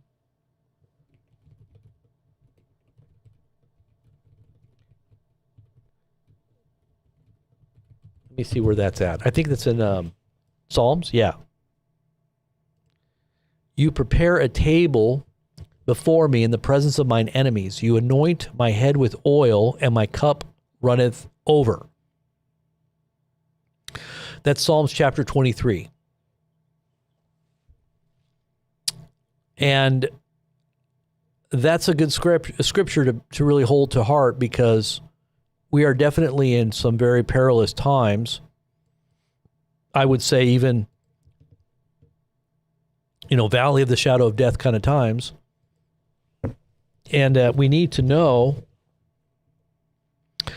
that God is guiding us. God is the one that's causing us to inherit the land. He's opening the doors to enter into that promise that he has given to all of his children, and that through that process of getting there, in the process of getting there, you have to go through a valley. You got to go through a valley filled with enemies. Enemies. It says he makes us lie down in green pastures. He leads us beside still waters. He restores us. He guides us in the paths of righteousness, right? For his name's sake. Depend on him for all these things. And then it says, even though you walk through the valley of the shadow of death, you will fear no evil, for you are with us. And really, are we not seeing shadows of death everywhere? I mean, literally, what we're seeing going on in the world right now is just a shadow that is coming that could be a reality. The reality of death. When you talk about a world war, a third world war, the wise would take note of what's happening and what's coming, and recognize, the reality of God leading us in a time like this, making sure that you're being led. Then you will fear no evil, for you will know that God is with you. His rod and his staff, they comfort me. Right? What does a rod do? It's a disciplinary, but it's also capable of beating off wolves. Right? Wolves get knocked upside the head by the wrath of the rod, the wrath of God, and his rod, and he'll knock a wolf upside the head. But he also is a staff to guide, the staff that leads, the staff that restores. If you go over a cliff, he's going to get the crook of the staff and pull you up, get you onto higher ground and save you, secure you. So your rod and your staff, they comfort me. You prepare a table before me in the presence of mine enemies. It's like shepherd giving you a green pasture, and you got wolves everywhere looking. They're just waiting, want to eat those sheep, but it can't get in there. That shepherd will just send us straight to hell. In the presence of your enemies, preparing a table, you anoint my head with oil, and my cup overflows. That's the anointing of sonship, prophet status, king status, right? We are a kingdom of priests. But we are a royal priesthood, a holy nation, right? And it talks about giving forth the praises of him who's called us out of darkness into his marvelous light, because we have been anointed with his oil, the oil of joy, the oil of the Spirit, right? The oil of the presence that represents the presence of God. It anoints your head, and then everything overflows. So surely goodness and mercy will follow me all the days of my life, and I will dwell in the house of the Lord forever. This is not for time and eternity. The overflowing abundance of grace and mercy and God's following protection that goes out before you, and the goodness and the grace and the mercy that follows you all the days on this earth, every day of your life, even in the midst of your enemies, even when the devil himself is filled with wrath, filled with epic fury, because he knows his time is short. He's filled with wrath, but God's protection, even in the midst of that, is over and abundant, over beyond anything that we could ever think or imagine, right? He is able to do exceedingly abundantly. And even in the midst of this end time scenario that God is able to do these things, he's going to raise up now just think about this before I go. Last thing I'm going to say. God is going to raise up a standard. Now think about what you're seeing. Think about all the intense darkness and the evil. It says when the enemy comes in like a flood, the Spirit of the Lord will raise up a standard against him. He's going to raise up, who's the standard? Jesus is the standard. But he's in this church. The gates of hell will not prevail against the church. I will build it. I will build my church. I will equip my people. I will send them. I will anoint them. I will raise them up against this flood of evil. And all the enemies will be vanquished, and the gates of hell will not prevail. We will assail. The gates cannot withstand what God is doing. Okay? They will be overcome, and a flood of goodness and a flood of grace and a flood of God's justice, his holiness is justice too. If they're not willing in the day of his power, they will be vanquished like a potter's, what does it say? They will be crushed like the potter's. There's some great scriptures on this. We're going to go into some more teachings. Don't miss it. Usually I try to do it as much as I can in the late mornings, early afternoons on the Ministries channel, BP Ministries. Make sure you're connected over there and go watch some of the previous videos. We did one today. We did one yesterday. You can go back and watch those. Great prophetic meditations, devotion, prayer time, hangout, fellowship. Get connected. Amen. I love you all. God bless. I'll talk to you guys soon. In Jesus' name, amen. Love y'all.